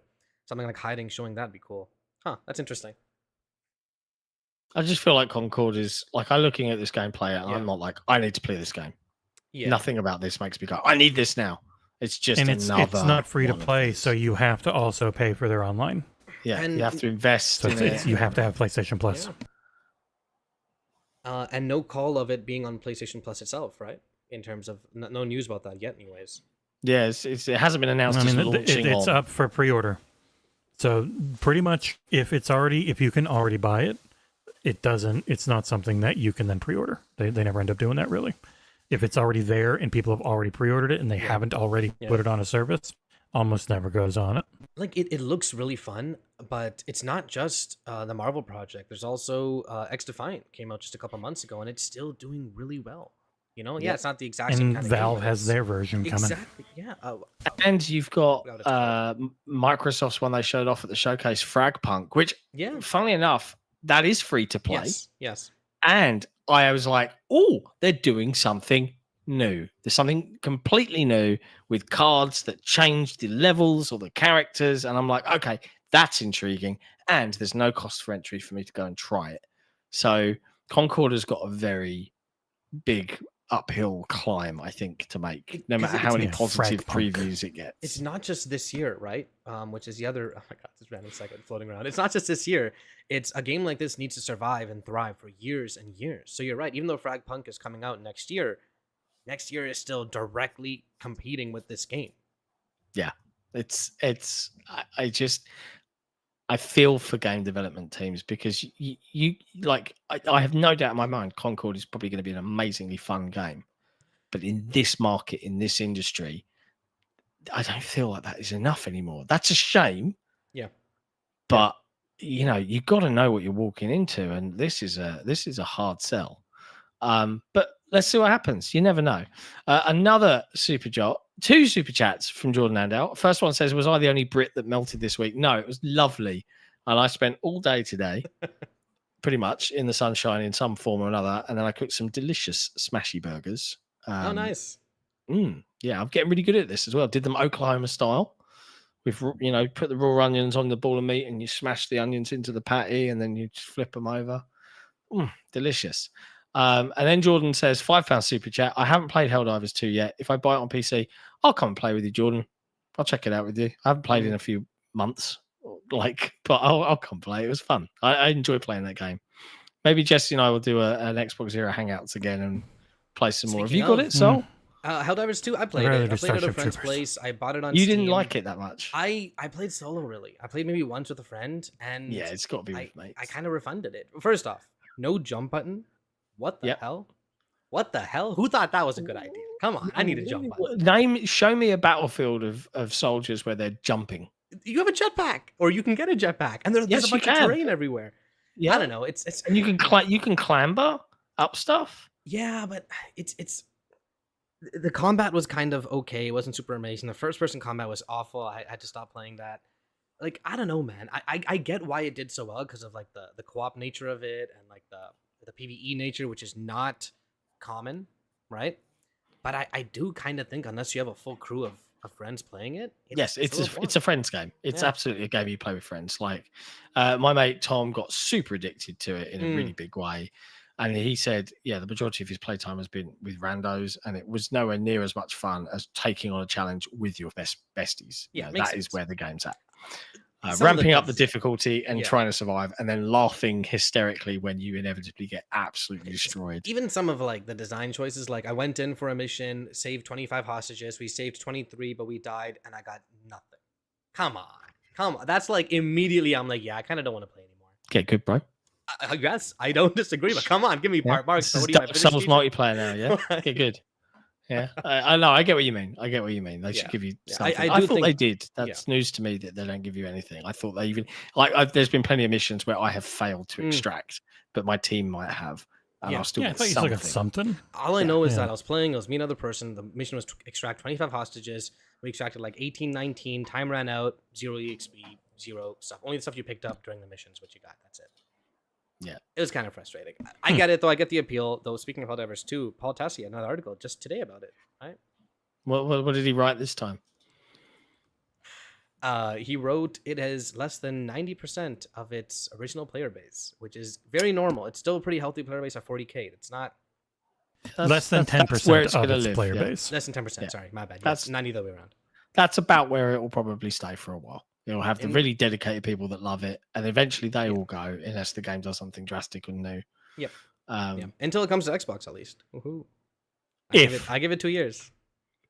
No, 2 is too soon. Give it 3. 3 sounds reasonable.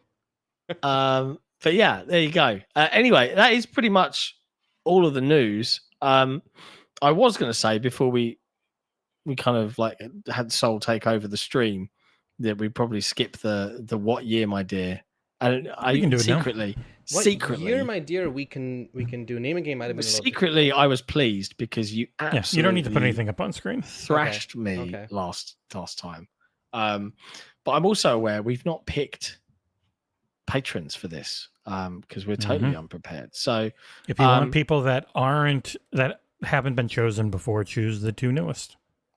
That's a good shout. So I'm gonna look this up while we're doing that.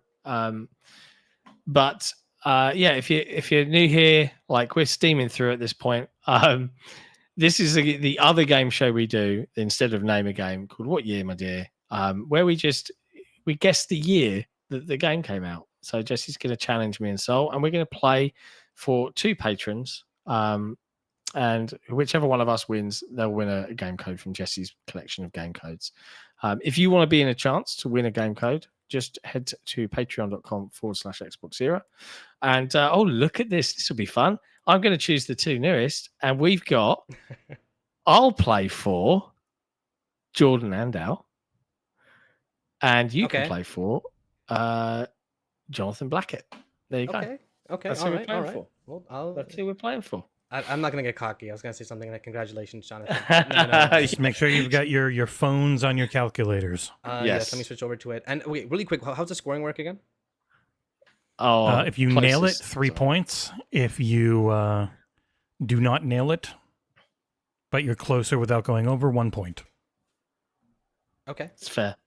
Fair. So also, I've swapped to a VPN, and now my upload seems more stable at its 1.5 up. 1.5. That's fine.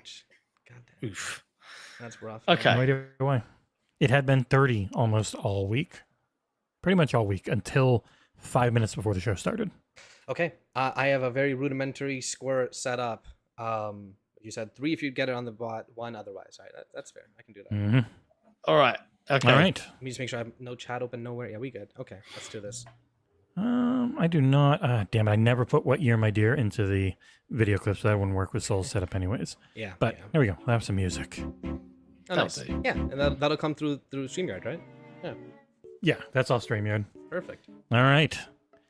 I'm doing a category this week for what year, my dear. That category being Capcom. Ooh. Games created by Capcom over their very long history. I try to stick with things you have heard of, most likely. Because they have made 7,000 things you definitely have not. I will put them into the private chat, and then I'll put them into the public chat. Number 1. And it'll be the game, and then its platform. Because obviously, back then, a lot of different times depending on the platform. Oh, I'm so screwed. This one is, what year did 1942 release in the arcade?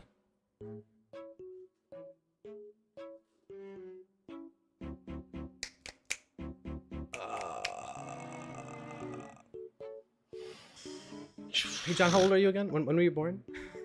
You don't mean He's a little younger than me. Capcom games, right? So you don't mean like Battlefield 1942.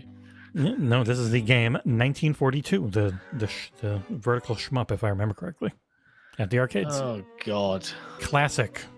man, it's probably as old as me. All right, hell. gentlemen, show me your year in 3, 2, 1. Oh, weird. 1986, 1984. Wow. You are both 1 year off, which means John is closer as it is 1985. So he gets the Really? point for not going over. I literally crap. japed there that 1 point for John. like it's as old as me, and I was pretty close. That was an extremely wild guess. I've never even heard of this game before, man. I just saw arcade. And I'm like, It sounds really old. yeah, straight up, dude. Okay. Gentlemen, with Sick Mechanico in the lead 1-0. What year was Dead Rising released on the Xbox 360? I feel like we just talked about this. Oh, I know. Gentlemen, this. Did we talk show about me this? your year in The 5, first Dead Rising? 4, I don't flipping. 3, Goddamn. 2, 1. Oh, really? Oh, I'm done. Dang it. John is correct. Damn it. 2006.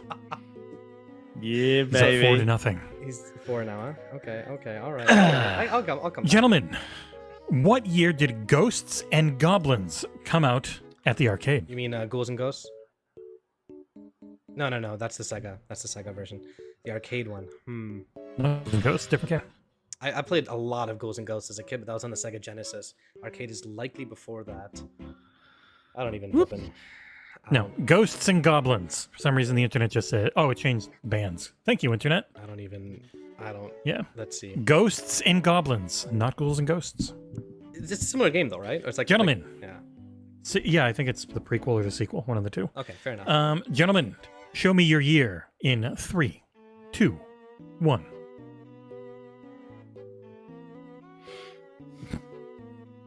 '82 and 88. Oh man, I'm too early. Damn it. I don't know. Closer. I'm just guessing.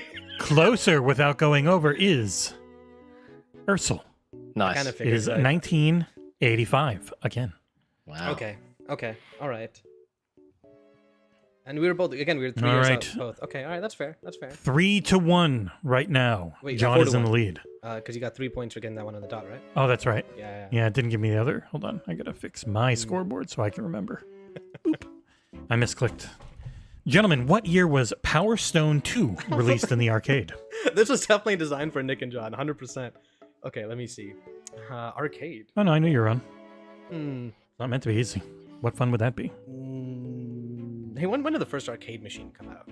Before console. Man, I don't know. I've never played Power Stone. What the fuck? I don't fucking know. Okay, Power Stone released on the Dreamcast. Think about that. Gentlemen, Wait, what? give me your year in The first Power Stone? the original. Both Power Stone 1 and 2 both released on the Dreamcast. That was their system. But this is the arcade version. Gentlemen, Ooh, that's a big give one. me your year in 3, 2, 1. Closer without going over is Aarsal. It was the year 2000. 2000. Ooh. Fuck. All right, I'm Or counting up. as they would used to say, in the year 2000. Not gonna Went lie, to my Conor Brown. first guess until you said Dreamcast was 1982. So hey, that's Wow. You still would have been closer without going over. yeah. I feel like that rule needs some adjustment. Maybe like a Nope. max range. Nah, it's fine Nope. as it is. It's okay. Gentlemen, neither of you are going to know this one, but I know it well. What year did Saturday Night Slam Masters come out at the arcade? Oh, come on, best old school wrestling. These people who actually not like and know video games our age, John, would know Saturday Night Slam Masters. Let's go. I got Saturday Night Slam Let's go. Masters. Let's do this, John. Let's go. Gentlemen, give me your year in 5, 4, 3, 2, 1. What did John say? Ooh. Oh, wow. Holy crap. Okay. Closer without going over is Sick Mechanical in 1993. When 93? Oh, was it? Okay, cool. I didn't know. I've never played it. Wow, we were both kind of close. 5-2. Gentlemen, what year was Ultimate Marvel vs. Capcom 3 released on the Xbox 360? I feel like I know this. I played this. Not on the 360. Did I play it on the Wii? What did I play this on?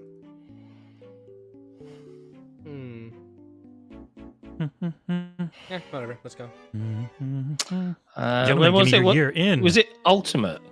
Ultimate Marvel vs. Capcom 3 on the Xbox 360. Oh, Marvel. Give me your year in. Give me your year in 5, 4, 3, I'll stick my initial 3, guess. 3, 2, Oh. 1. Closer without going over it once again is John Sicka Mechanico Clark, 2011. Holy Nice. crap. Oh, wow. Nice. They kept making him that late? God damn. Oh, dear. Well, Marvel, you're probably thinking Marvel vs. Capcom Infinite, which was yeah, okay. a few years later. I've got to come through for Jordan at this point, so, you know. Gentlemen, what year was Beautiful Joe released on the GameCube? Actually, I know this game too. Oh. Wait, this isn't the Platinum game, is it? No. Like, No, isn't this Mikami? Mikami, that's what I meant. Yeah. This Yeah. is the Mikami game. GameCube. On the GameCube. You know, I had a GameCube. Great console. Probably the easiest one you Never can kill seen one. someone with. What? Really?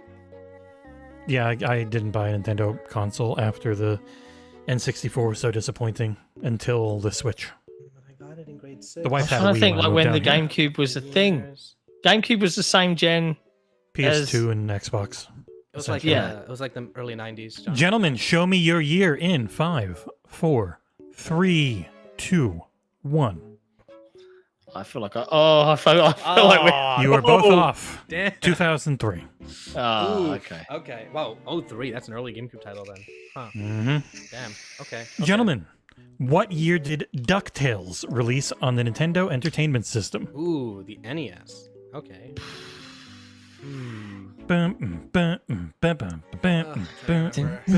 Airplane, it's You stole this song from Motown. Everyone thinks DuckTales was a real song, was their own thing, but they just stole someone else's song. The SNES. This Gentlemen, show me your year in 5, 4, 3, 2, 1.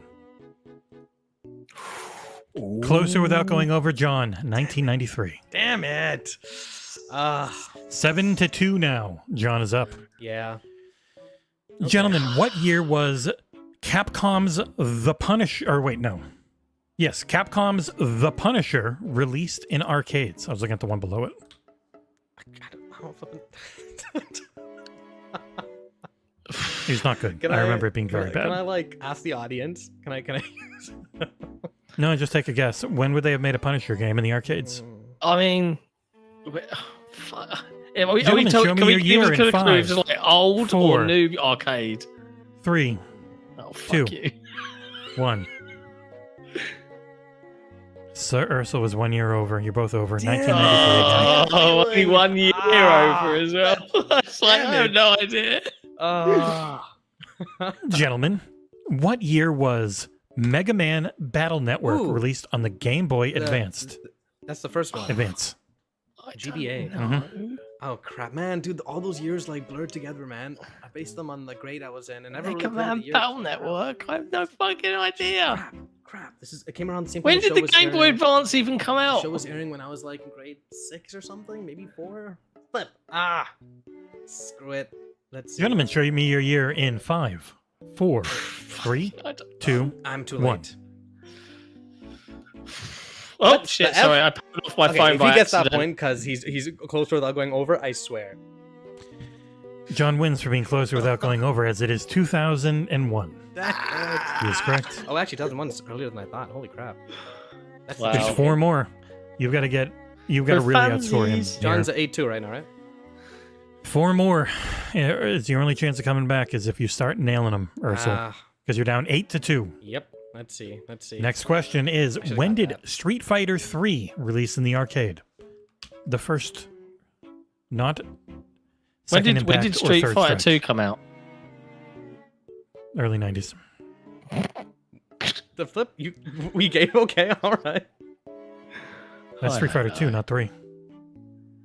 I feel like Look, there's a trick here. Gentlemen, give me your year in 5, 4, 3, 2, 1. Closer without going over is Aarsal. It was 1998. 98. Wow. See, I had a feeling it was later. What Jesse was saying, but I didn't think 8. My initial one is 6. Okay, 3 more to go. I can still technically win this. You've got 3 more. You're down 5. You need to outscore him by 6, or you need to outscore him by 5 to tie it, and then I'd have to go make the last some up over real in quick. the game. And Gentlemen, run rate of what 8 or year 7. did Devil May Cry 2 release on the Oh, PlayStation that is 2? Capcom.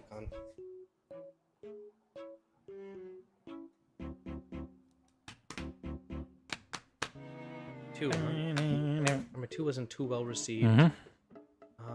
One was a little. Gentlemen, give me your year in 5, 4, 3, 2, 1. I'm a little off. Hey, John, you can see a reflection in my phone.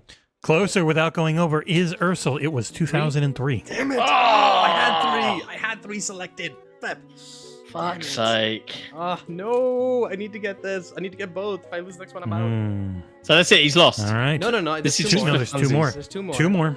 Oh, okay. Gentlemen, what year did Project Justice or Rival Schools release flippin'. on the arcade and Dreamcast? Or it's Rival Schools Project Justice in America, I think. Just Project Justice in Japan. This is an incredible fighting game, one of the best they ever made. Really? Huh? And 3D, but it's just awesome. I love Project Justice. Justice. Rival Schools. That has Sakura in it. Gentlemen, give me your year in 3, 2, 1. Closer without going over is Aarsal, God damn it. which gets him 3 points behind. He has to nail Wait. this final one. You're and right. win I this. am technically still positive. What was the year it came out? It came out in the year 2000. Oh. I don't do many Dreamcast games because they're almost all 98, 99, or 2000. Yeah. I was gonna Some say, are 2001. I know the late 90s. I guess I went a little too early. But yeah. The very final one. Gentlemen, when did Strider release in the arcade? Ooh. This is like the first. Interesting. Strider's an old The as hell game. OG. OG. Am I going to be opening up Wikipedia and looking at more Capcom games or what? I doubt it. I mean, the chance is so Gentlemen. minusculely low of me getting this on the dot. Give me your year in 9, 8, 7, 6, I don't know, 5, 4, 3, 2, 1. I should go too lower. Whoa, what the hell? Closer without going over is Aarsal, but What it was is it? 1989. I was 89. Damn it. Jordan Andow.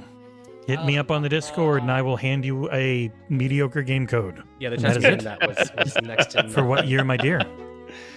There you go. 8-6 though, on paper, it sounds like a pretty close game. I'm just saying. Yeah. Mhm. Sure. It was. You Sure. got more correct. He just nailed a couple of them. Yeah, flip.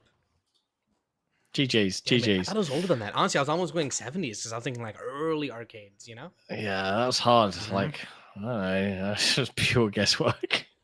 Yeah, flip. It can't just always be, I'm just going to know exactly when all of the versions of this game came out. It's a logical conclusion on what you do know, what makes sense with the platform. Arcade, obviously throwing a big wrench into things with existing forever as one platform, essentially. But I can make some PC too, and that'll do it. Unless it's DOSBox. Something. But yeah, there you go. Well, Congratulations. folks, congrats to Jordan Andow. Commiserations to John. Not me, the other John, patron John.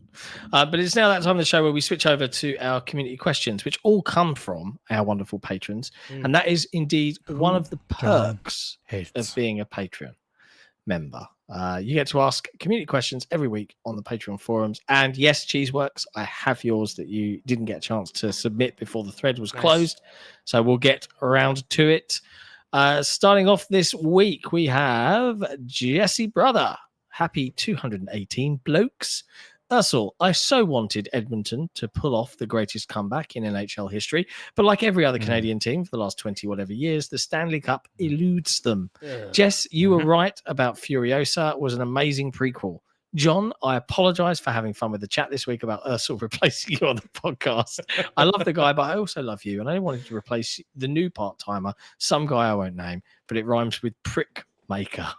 Speaking of replacing, my question is, do you think they'll show Replaced at the show in August that you're all going to? Yes, I fully expect Replace to be playable at Gamescom. Like that's just it's a guess, but it was people were playing it at they were playing it in LA, so it make a lot of sense. I had an appointment to go and play it. Oh, but you were sick, right? I had an appointment that I gave to you, and then I'm sick. The email was from Microsoft, and it was like, yep, okay, Microsoft. And I went over to the counter with all the booths at the Microsoft event, and they went, that's at Summer Games Fest, which was 35 minutes away by an Uber, and it was my appointment time. And I was just like, so, you know what sucks is if I had known, like if you had mentioned to me, I'm going to this place for it, I would have been like, well, that's weird. I saw Paris tweet that he was playing it. I sat at the Replaced booth and watched someone else play for like 20 minutes at Summer Games Fest. I just figured they'd have multiple locations, but what do I know? But yes, I like from what I saw, it is way better and bigger and deeper than what I thought it was going to be. So I'm like, I can't wait to review it. It's up there as one of my most anticipated. Wait, what do you mean, like year. Deeper or mover? Like you might be thinking side-scrolling. Yeah, like adventure, kind of move one place to another. That's it.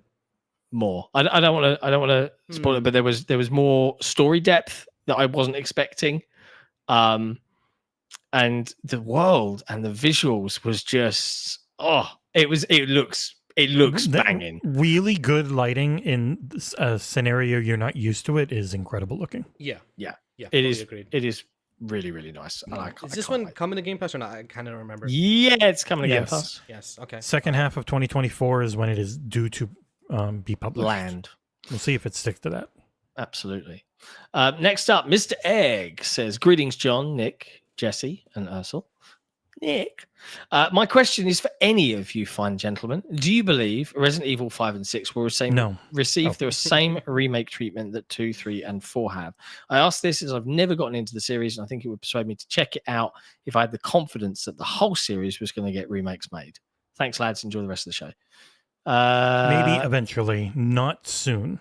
5 has some work to be done before it can be remade. 5 was little racist. 5 was the one where you were in Africa, right? Yeah.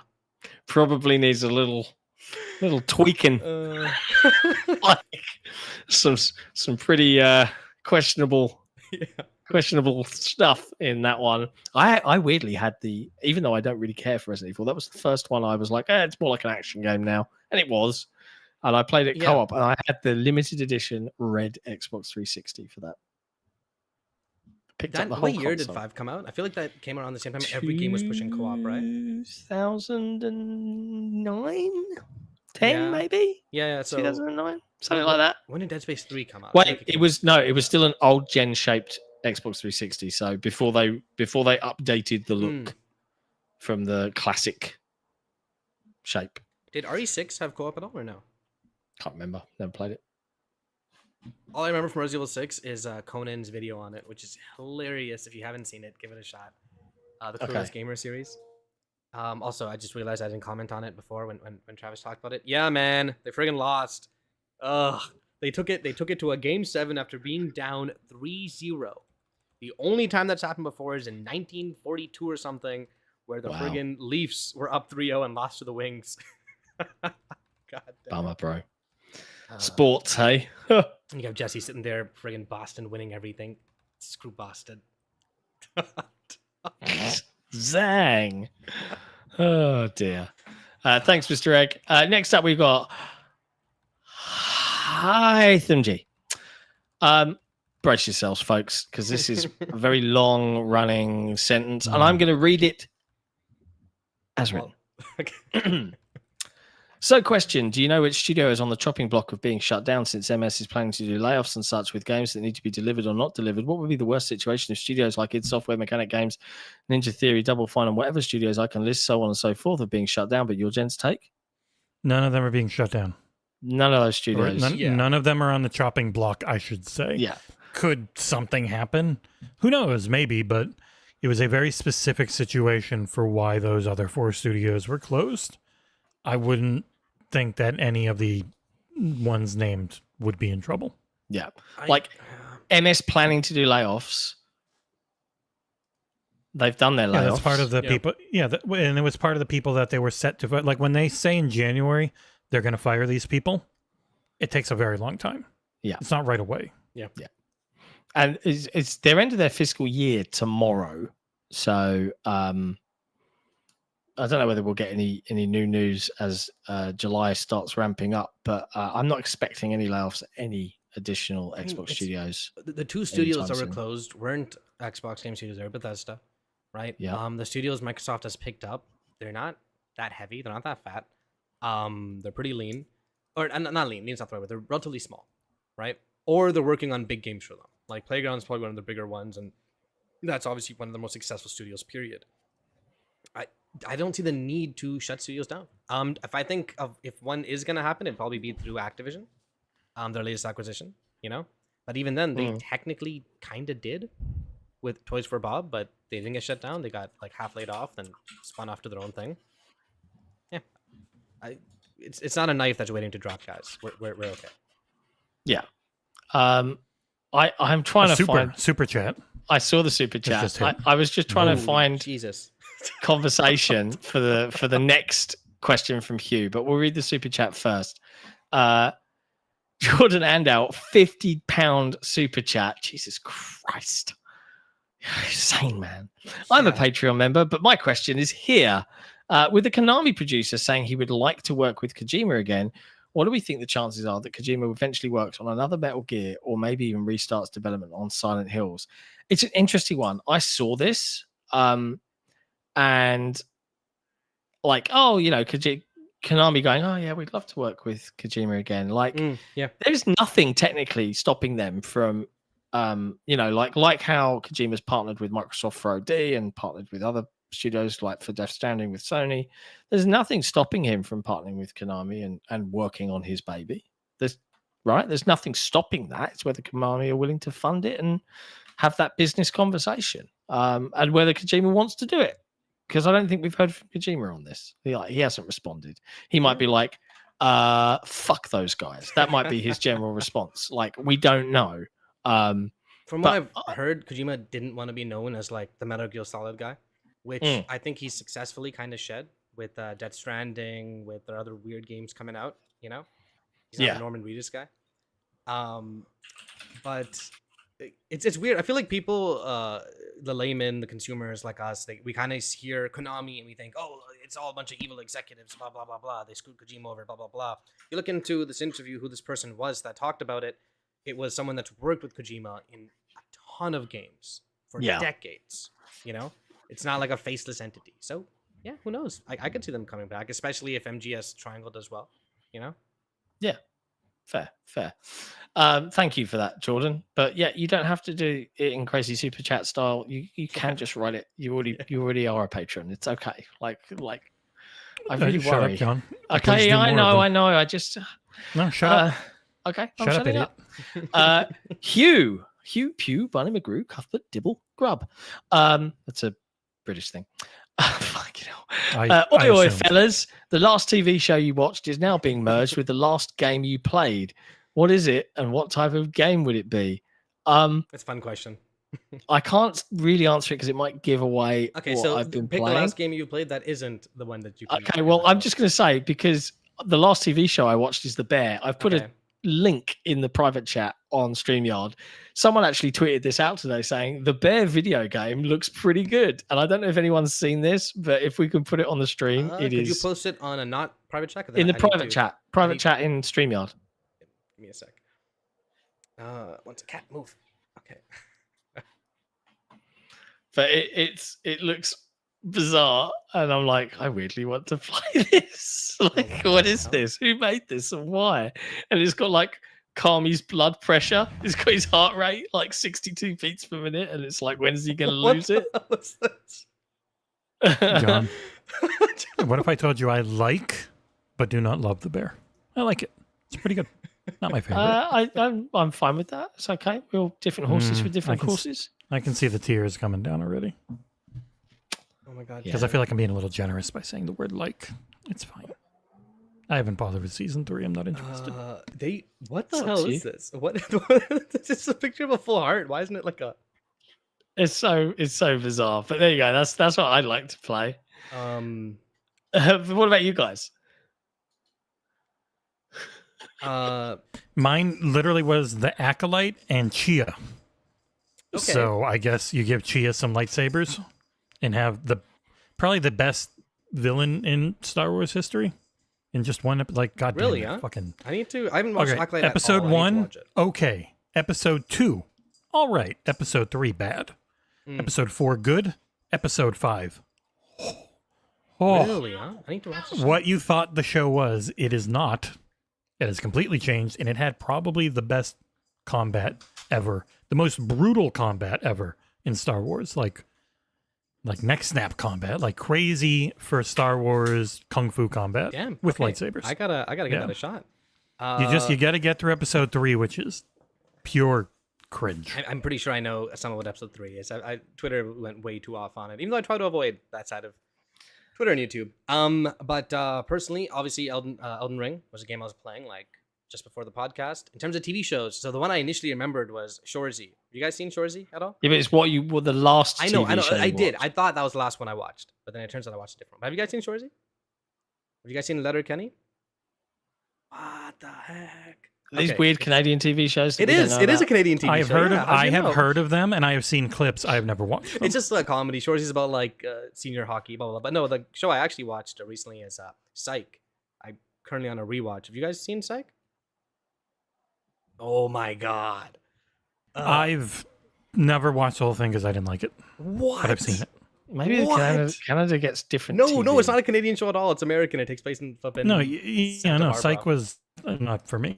It's a show about a guy who pretends to be a psychic detective, and he works at the police department. You know, back in the days of like those I've seen shows. clips of it. Yeah, I've seen clips of it. It's has, on Netflix. In my opinion, the best chemistry from two leads I've ever seen in any TV show.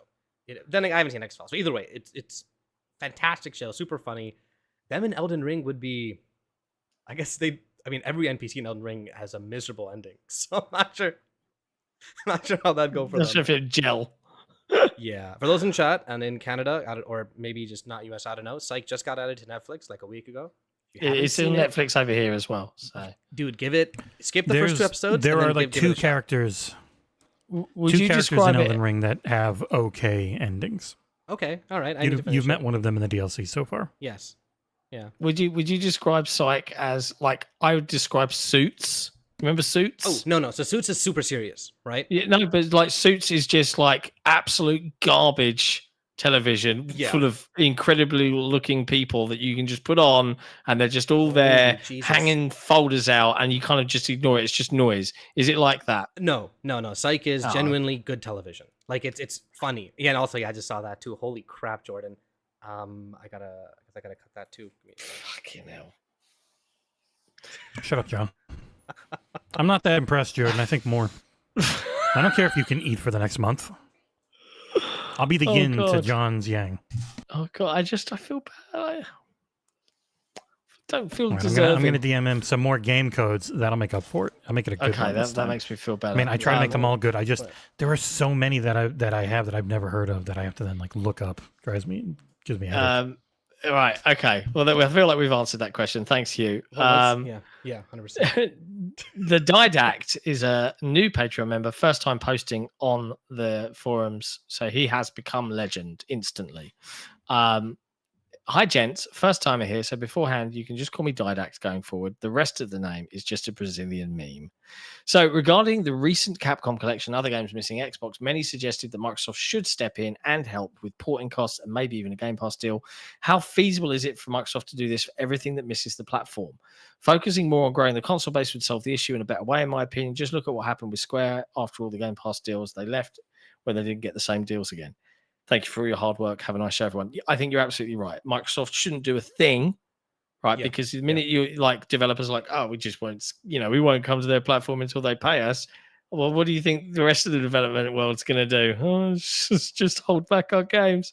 Yeah, it's just one of those things. Just let it slide, man.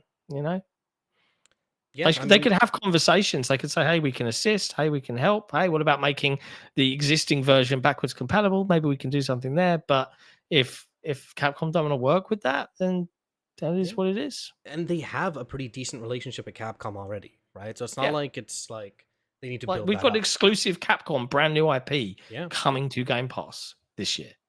Not exclusive, but yeah. Exclusively on Game Pass is pretty much what I meant. In terms of streaming service, subscription services. Path of the Goddess is coming to Game Pass. Yes. It's launching on Game Pass. Yes. Yeah, no, 100%. And I mean, in a couple of weeks. Heck, we got the friggin' Ace Attorney collection too, didn't we? The latest one, and like the first one sold like 1,000 copies on Xbox, like extremely little. It's been everything that isn't. I know Nick keeps yelling about this, but it has been pretty much everything that isn't MT frameworks for the past year or two. So I get it. Yeah, it does suck. I mean, the Capcom the Battle Network collection skipped it, which kind of sucks. I really like that. I would have probably bought it. If they could fix it, sure. But should Microsoft set the precedent of paying for everything? No, of course not. No, that's a silly idea. But thanks, Dilex. Good question. Super chat, £100 from the absolutely crazy Jordan Andau, executive producer already for this show, says, okay, actually, my final chat for tonight. Off the top of your heads, what are your top 5 games of all time and why? And secondly, if you could adapt one TV show or movie into a game, what would it be and what type of game would you turn it into? As always, love the podcast. Top 5 games of all time and man, top 5 I hate trying to come up with this off the top of my head. I'd say like top 3. Top 5 is a lot, dude. Top fives are a lot. I'm gonna literally pulling them out of my arse right now. Yeah. Halo CE. Nice. Ninja Gaiden Black. Inside. Ooh, I gotta play Inside, man. Holy crap.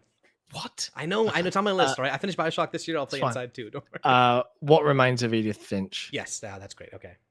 And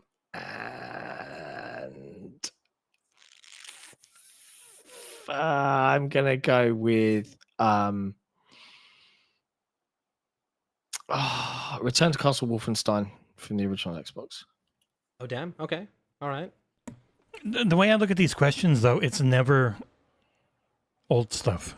Back then, my top 5 list changes like every couple months. Like there's just too much coming out. There's a lot of old stuff for me. The top 5 things I would want to go back and play again. Yeah. Right now, because I can't like say, this is just Ori the and best. the Will of the Wisps. Too late, bro. Yeah. Didn't make your top 5. Didn't make your top 5. I would love to re-experience Immortality for the first time. Just to get that, what is the mechanic and how does it work, and then what is the story, and figuring it all out was just mind-blowing to me. It did feel like art in video games in a way that I had agency over and had to figure out.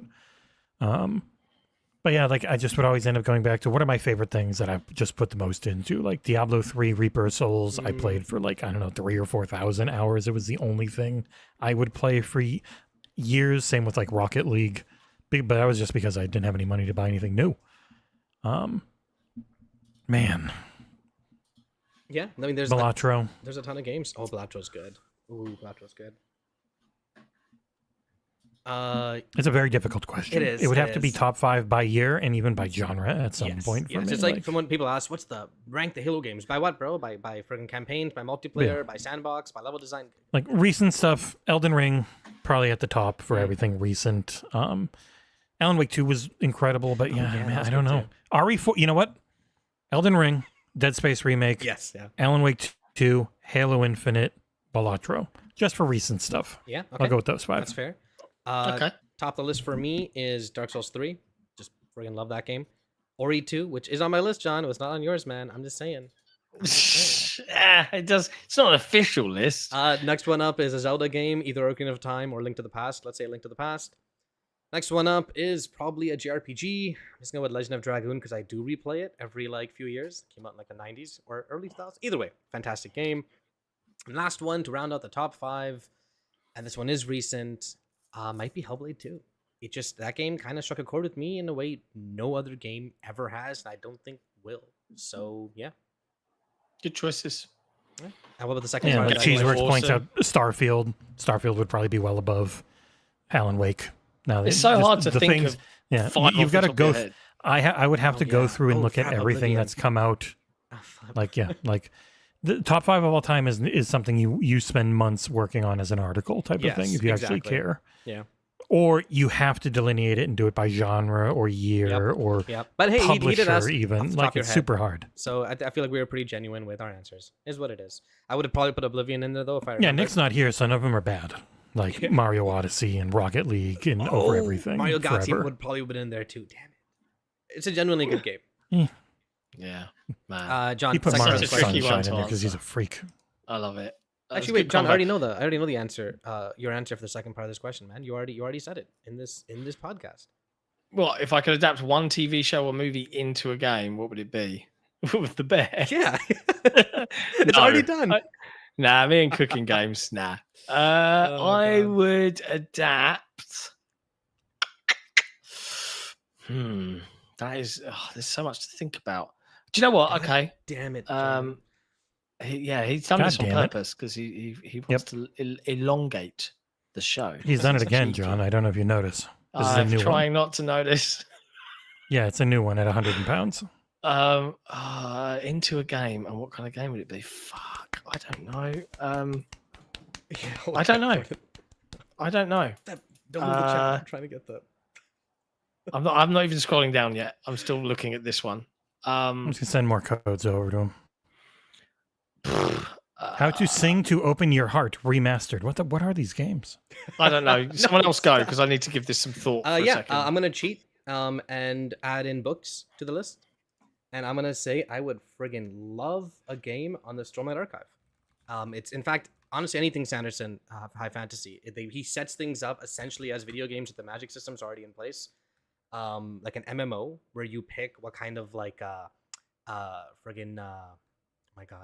am I blanking this? What kind of friggin' Knights of the Radiant Archetype? you are? Specifically Knights of the Radiant, because literally in the books he sets them up where it's like there's like a Windrunner, which is like a mix of this class and that class, and then a so and so mix of this class and that class. It's straight up a video game.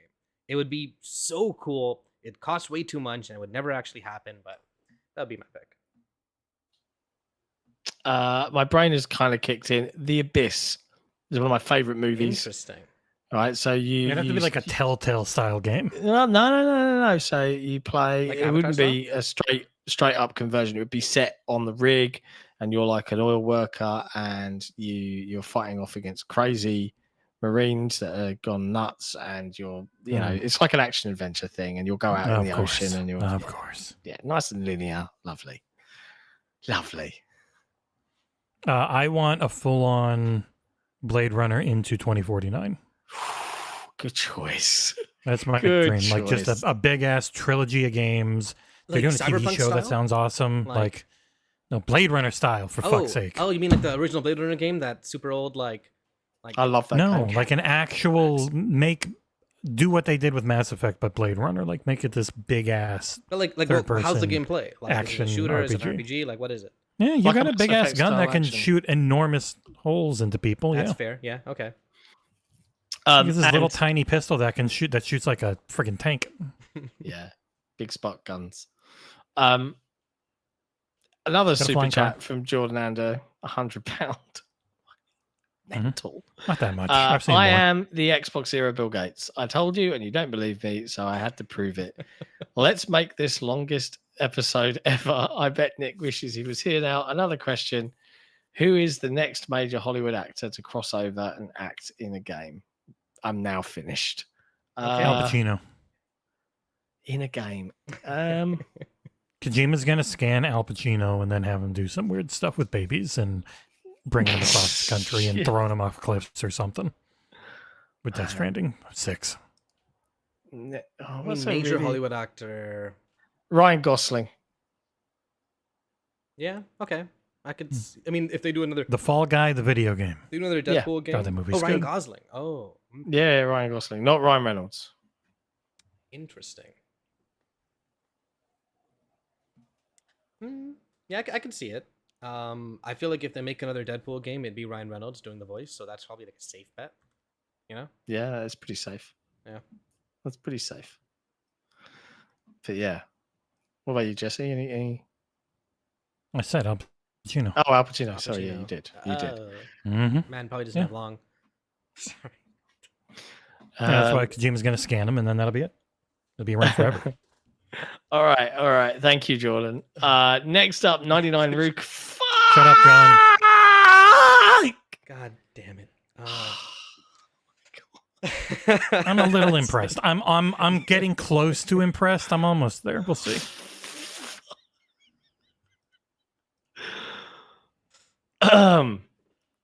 I started, so I'll finish. No, I won't. Jordan Aldell's blatantly barged his way to the front of the queue.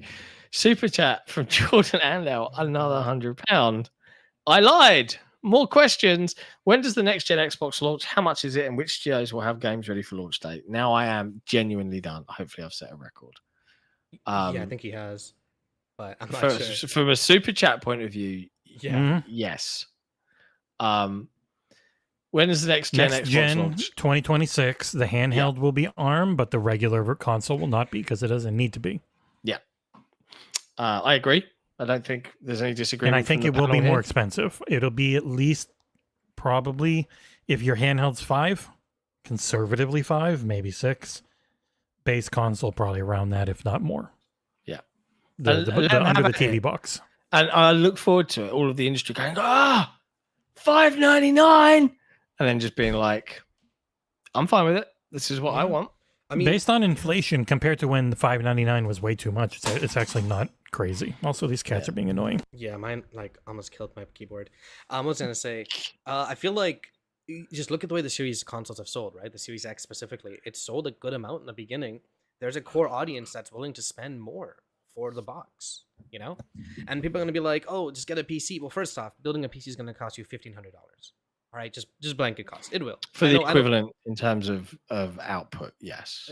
Or just in general. I mean, no one's going to make a PC that's equivalent to a friggin' $500 box, right? No one is. You're going to beef it up a little bit, blah, blah, blah. Either way, it's $1,500 is like I think, not even the average. I think that's on like the medium, like the more, oh my God, more common end, I should say. Honestly, forget even $5.99. I could see a $6.99 beefy box. I'd love it. I mean, people are all about these insanely expensive, like the Legion Go is like is like $700, and it's still not even as good as the Series S. Like, I do think this though, shit gets pricey. The handheld can't be more than $4.99. Because its main competition is the Switch, right? Which won't be. Its main competition is the Steam Deck, which is you can get an performant Steam Deck for roughly $350 pretty often now. Yeah, I would also say it's not the Switch. Yeah, you're not going after Switch people as much. I think, though, that from a Microsoft perspective, the high-end box, as Jesse alludes to, being way more expensive. Yeah, that's for the people that want that experience. Exactly. The big thing for them will be a reasonably, but it will be still like $4.99. I think is a good price to hit. The way I think it works for the handheld. To cut you off, as a person says, I always cut you off. Yeah, because I talk so much. The handheld has to be targeting Series S. Makes it by far the easiest for back compat. If somebody wants, and then that's your baseline. And if somebody wants to make something better with your tech baseline, then they can do more, and maybe it runs stuff better. But then system. the under the TV box can be the big beefy boy that they go all out on for stuff. But you've always got that Series S baseline, with the biggest thing being how do you get it to be performant without the battery dying immediately. And you look at the ROG Ally X, which is going to have an 80 watt-hour battery. I imagine an Xbox handheld would probably have to be a thick, beefy boy. Yeah. Have a nice big old battery, because the power consumption of a Series S is just so much higher than everything else right now, and it's going to be very hard to get that down. ROG, and like it is not a portable. I mean, it's portable, but it's not a non-plugged-in console for me. It's more like I'm in a hotel room. I plug it in next portable. To my bed. You're playing something super light. Yes. Dim, with the volume down and everything set real low on the TD. I remember I was waiting in a car once, and I was playing Lords of the Fallen, and like I played for like 50 minutes, and like it was almost dead. I'm like, yeah, okay, this is clearly not meant for like beefy games unless you're plugged into a wall, which for the most part I am. Even on my computer in my living room, blah blah blah. Sorry, my bed. Yeah, then you need like a battery. You need a battery pack that like run it at 25 or 30 watts, which is not all of them. It's usually more expensive ones. No. So that comes up into it. Mm-hmm. You know what? The thing with Microsoft though is they're not Nintendo. They know to make hardware. I could see a future where the handheld has a dock that actually beefs it up. I can see that. Yeah. And from games ready for launch, 2026, Blade. 26? Yeah, Gears Blade. Collect. Gears. Maybe Halo? they're only a year or two No, into there's it. no Halos. That's Really? Mate, when did Halo Infinite come out? 2021? They started development on Yeah, the but next game when would they have last year. started?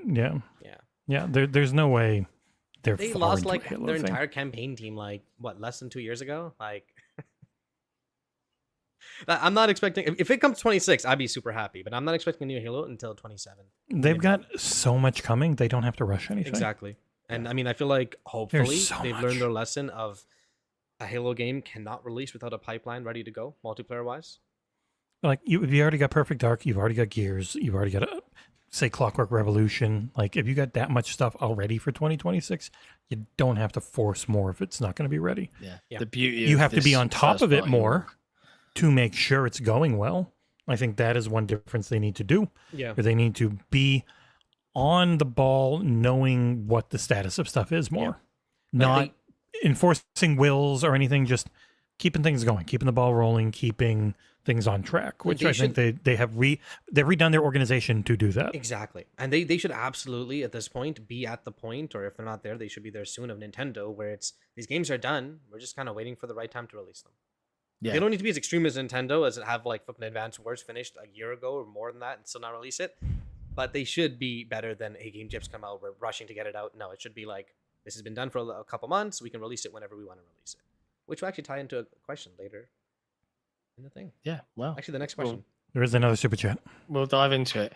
A potentially final one. Last super chat. Hope maybe. I don't know. Jordan. Not hopefully. It's more, 1:30, bitch. so I need to sleep. But let's absolutely play some games sometimes. Oh, and John, let me know when you've done reading my work. Great show. Will do, bro. It's being assessed. It's funny. You're not alone. There's a couple of folks that have expressed interest in helping us out. And yeah, expect to hear from me, and we'll probably do some sort of broader conversation with additional members of the team during the week. So yeah, I'll let you know.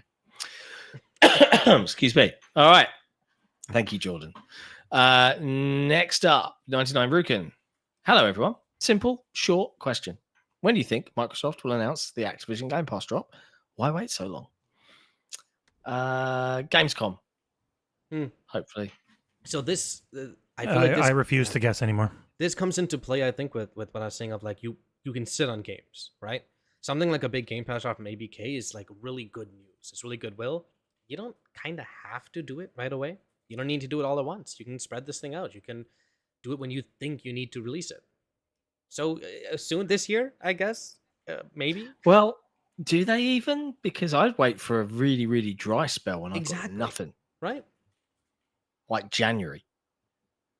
Yeah.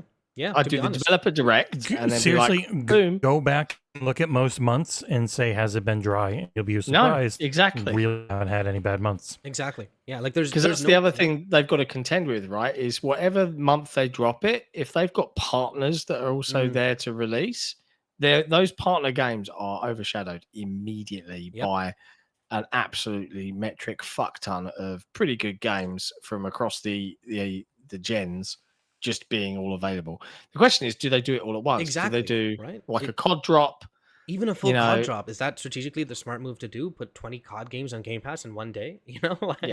Before the big COD game of the year releases? Exactly. Do you wait for like a quiet period? I don't know what the game plan is, but and which ones do you go back to? You can't really just throw the 360 ones up because then you've got people going into hack servers and getting their online potentially banned. When you do the new ones, they're not on the Microsoft Store. They're only on Steam. They're not even mostly on Battle.net up until the last couple. Or they are a mix of Battle.net, and they actually seem to not want to do Battle.net as much. They started porting over Crash Team Racing and Spyro and Tony Hawk. So it feels like in the background, they are slowly but surely getting things ready, but they also can't put any of them on the cloud, which is very annoying. Yeah. Thank you, CMA. John, thanks. when I visit you, we should go to the CMA and just throw eggs at the building. Oh no, I don't want to get arrested. Absolutely. I'm an immigrant. I mean, I could see them releasing like one or two of the bigger games here and there, like Sekiro. This probably would be like a really like, hey, that's really awesome, nice kind of thing for a drop. But you don't need it anytime soon. July. If you look at the rumors, even like July is already potentially, according achievements for Neon White popped up. Everyone's looking at that. There's a rumor also about Chia. Then we know Kunitsugami. Flintlock, Siege of Dawn. It's a good month. Dungeons of Hinterberg. There was going to be Frostpunk 2, but that's pushed back to September. And now September is packed too, dude. You got friggin' Age of Mythology and Frostpunk 2 in the same month. It's just there's already so much. It's just hard. It's hard to figure it out because you can overwhelm people if you put too much in at once. Yes. Good answers. Good answers. Next up, Azuizu. Good day, gentlemen. Previous generation, Xbox had 5 studios. God, do you remember those days? Which meant that PlayStation studios could take their time with their games and give it that little bit of extra spit and shine. Now that the situation is reversed, how do you think the PlayStation studios will adapt? They are already moving to a model where they have multiple games in development simultaneously. I'm curious if they will be afforded the additional time to have high production values like the previous generation.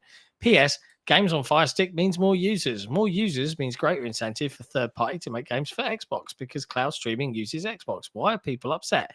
You're right on that one, on the PS. Absolutely bang on. For the whole PlayStation Studios things, I mean, I would say take a look at what PlayStation did from the beginning of the gen. The God of War Ragnarok, an iterative sequel, same engine, just fancier, right? For Horizon Zero Dawn sequel, whatever it was called. Horizon Forbidden West. That, again, iterative sequel, same engine, just fancied up, right? So it could run on the old gen. An iterative sequel over Gran Turismo Sport. And they weren't like new engines built specific. You know, they were building on the foundations that came before. And those Spider-Man 2, same. You know, Miles Brothers, smaller things built on the same engine, same city. You know, all of that sort of jazz speaks to me of teams working smart, right? But not changing the mold every time like you would with probably what you'd see. And you also see a bunch of remasters, a bunch of things like that, where they're just keeping the money coming in as best they can while their teams work on the bigger things. And you think they reduced the budgets as well? Like, well, the next Batman game cost well, you saw $300 the leaked stuff from Insomniac was like, you guys have got to fire a bunch of people. This is too expensive.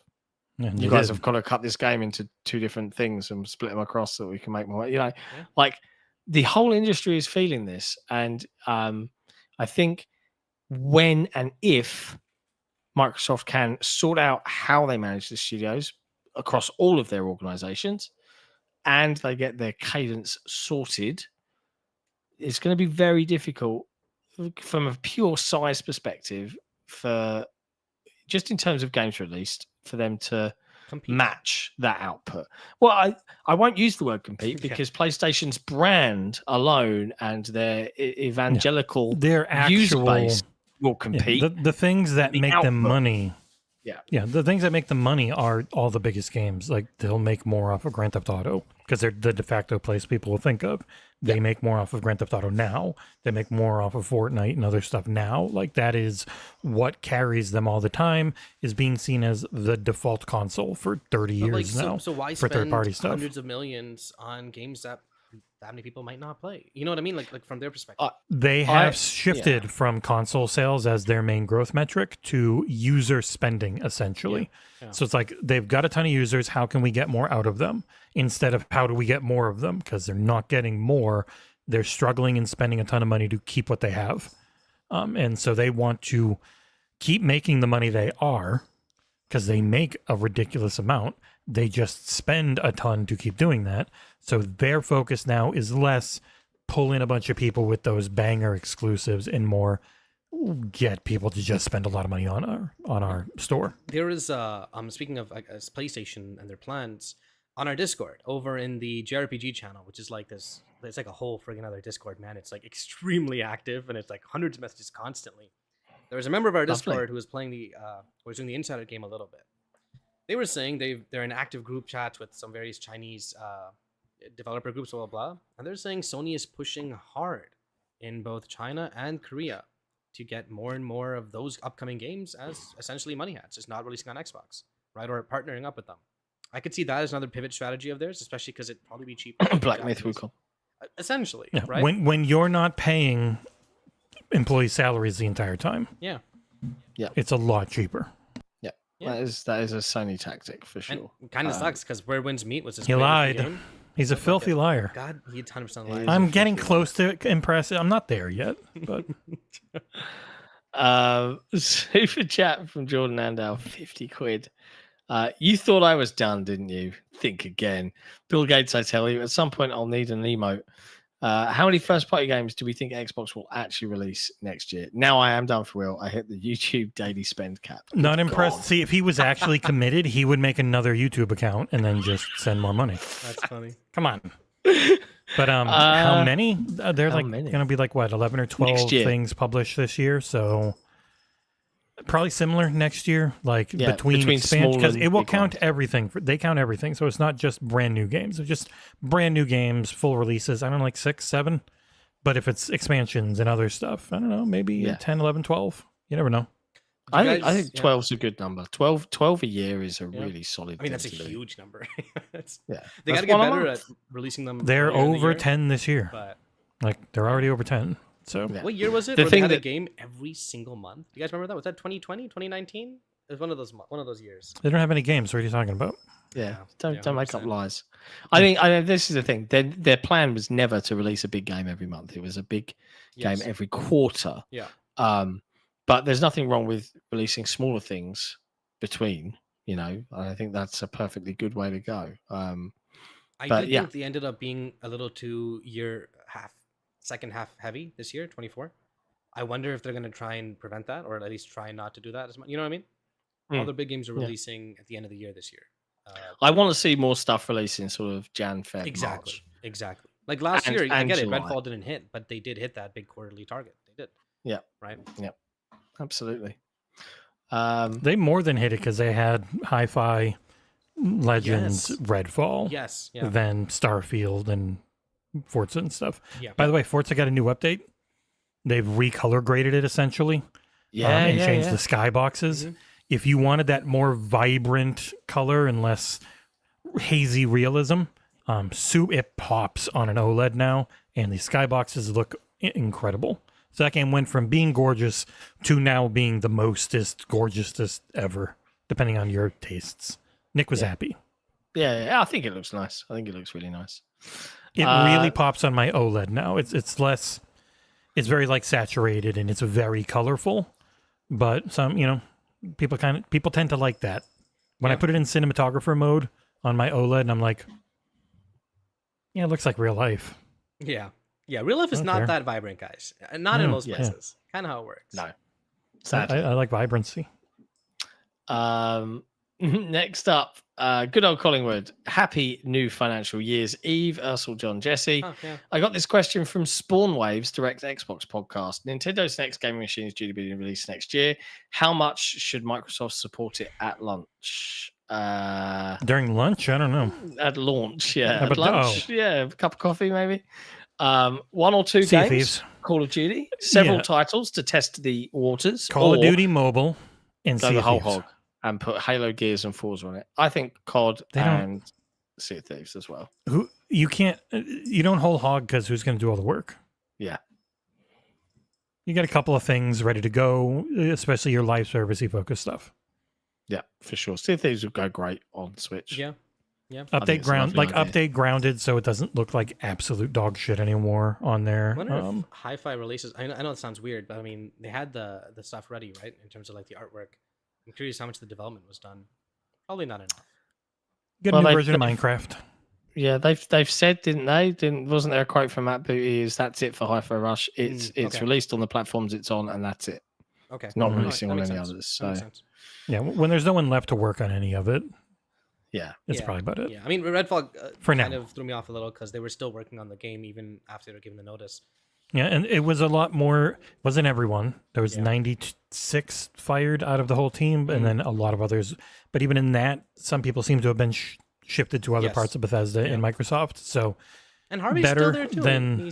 He teased something on Twitter. He said he doesn't have any of that in his name or stuff anymore. He's teased his next thing, whatever that ends up being. I doubt it would end up being with Microsoft, but who knows? Okay, all right. Yeah. And then last question. No, attack me one more after this, but yeah. Oh, yes. And then I've got Cheeseworks' question. You're absolutely right. Thank you.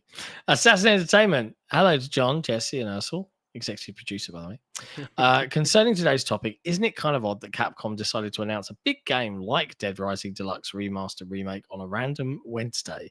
Never played Dead Rising, but leave it to Capcom to give people like me an opening. My question is, could we expect to see more random, very surprising game reveals and announcements from publishers in the future? Thanks for all the hard work you do. This was part of them announcing a Capcom Next on July 1st. Yeah. So and they're doing a thing around it. I like publishers just being like, surprise.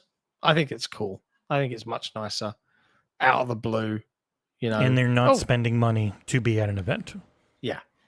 I think it's so that's always the thing with like Gamescom, Opening Night Live. You're spending money to be there, spending money to be at the Game Awards. You got your own thing, you do a little stream.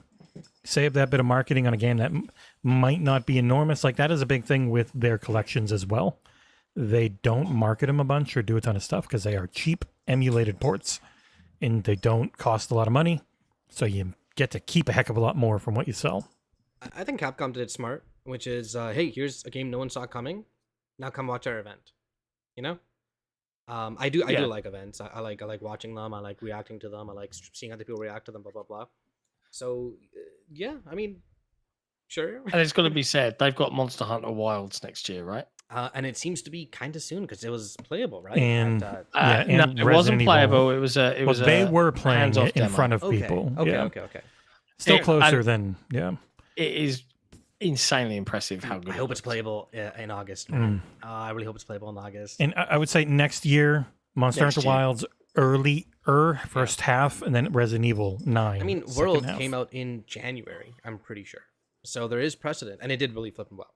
So there is precedent of Monster Hunter games releasing earlier in the game. It looks so good. It even like just the fact that it's co-opable instantly got me more interested. Wait, you're not? Have you played a Monster Hunter game before? Yeah, I've seen them, but it's co-opable in a way that I really like. It's I don't think you'd like them. Just on the top of my head, I do not think this is a series. It was a really impressive show. Yeah, I mean they're fantastic games, one of the best ever. But I'm curious. Yeah, that'd be a fun game to check out at release. I'm curious if you'd like it. More times you turn yourself up, Soul. Yeah, he says I'm really intrigued to try it. Like genuinely, really intrigued. Well, it's it's a weird co-op game. So. Their single player campaign? No. Yeah, that's right. So Monster Hunter's weird with the co-op. It was changing bands again.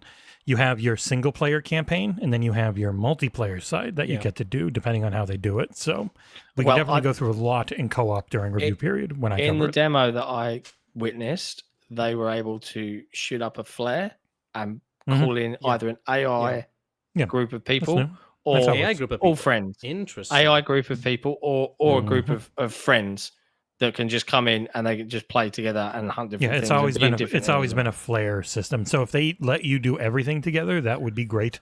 Because Monster Hunter World had you have to get to a certain point of a mission, see a cutscene, then you could throw the flare up and get people in. It sucked. They did fix it. Any game that says play through 30 minutes before you can play together. I'm like, fuck you. Yeah, 100%. They did every fix it time. In Rise, where Rise had like the two stories, the solo one, like a tutorial, and the group one, which you can. And you want to play with your friends, you can just have fun killing stuff because it's a very different game with the group and solo. Great game though. Great game. It's like Elden Ring where it just ping pongs the aggro and it makes it very different for you. Yeah. That'd be fun. I mean, we should, if you wanted to give it a shot, we can get like 4 people. We can probably give it a shot. I'm definitely getting it at launch. So I would love to give it a shot, genuinely. But the problem with these massive games is just the time. You know, John, you seem like a hunting horn kind of guy, bro.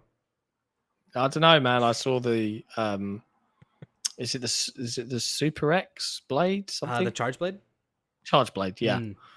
Yeah, I got to see that in action. That was cool.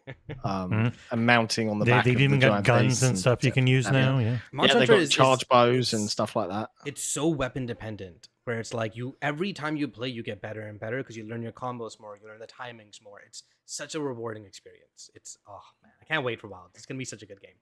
Goddamn. Final question from the wonderful Cheese Like the Stream You All Works. Patreon question here. Hello, panel. I hope you all had a wonderful week. Any chance the team could experiment, this is probably more for Jesse then, with video game 20 questions as the game for the podcast? Nick, Sick, and guest could team up to try to discover what video game Jesse picked was. A patron wins a game if the team wins. Another patron wins a game if the team loses. It would be a fun change of pace to see Nick and Sick work together instead of competing. It'd also be great fun to play along to this game as an audience perspective, unlike the date year game, which is pretty dry. Thank you for a great show and have a full night's rest. John, sleep is extremely important as we age. I know, bro. It's funny, before we answer the question, and acknowledge the 10 gifted memberships from Spartan P451. Thank you very much indeed. They have been picked up by Legion GG, Chris H Senior, James Hubbard, Brono Trigger, X Flea, Endless, Just James 93, Jim Jam Jimbo, Roshan Eppinger, and Infernality have all picked up memberships. And all of those people have been very quiet in the chat. Get involved. Don't be shy. Chit chat. This is a good community, honestly. You'll love it here. Join the Discord. We're really active. Yeah, discord.gg/Xboxera. Guarantee it. You'll have a very, I have been looking nice into more time. game types. A 20 questions type could work. I'd have to think of something very obscure and give a very obscure hint. Might be too easy otherwise. Yeah. But I'll add it to the hopper of thoughts. It's a nice idea. Halo show, we tried doing one based off like lore. I couldn't really perfect it, but it was kind of interesting concept.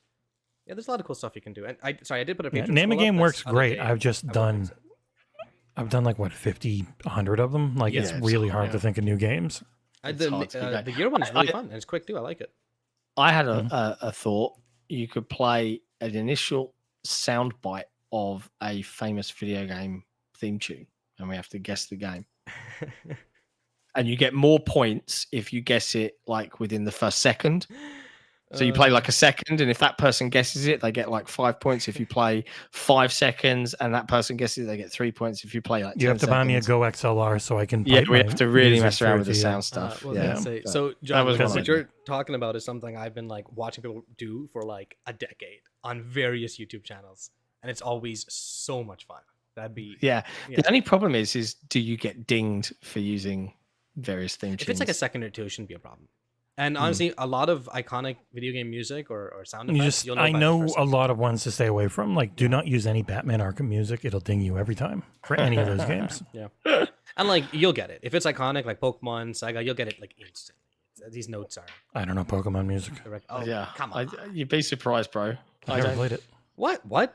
Ever? Why would I play Pokemon? I never had a Game Boy. I didn't have anything until the Switch. I don't like Pokemon. Pikachu's these nuts. There you go. Do you guys see Paul Fair. Tassi get hit hard by a Mind Goblin? Mm-hmm. Oh, you missed the Mind Goblin.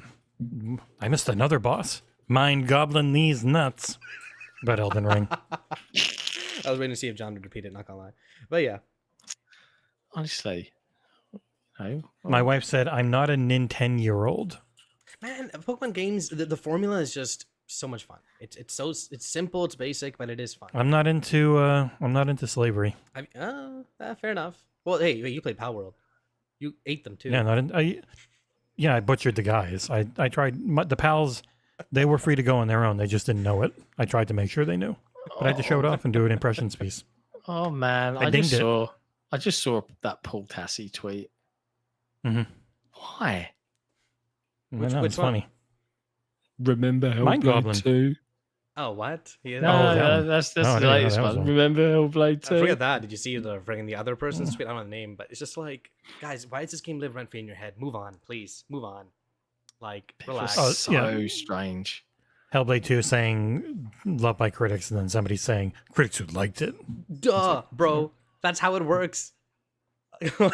Critics love. And it's like, yeah, the ones who loved it. Reminds you of friggin' Avengers.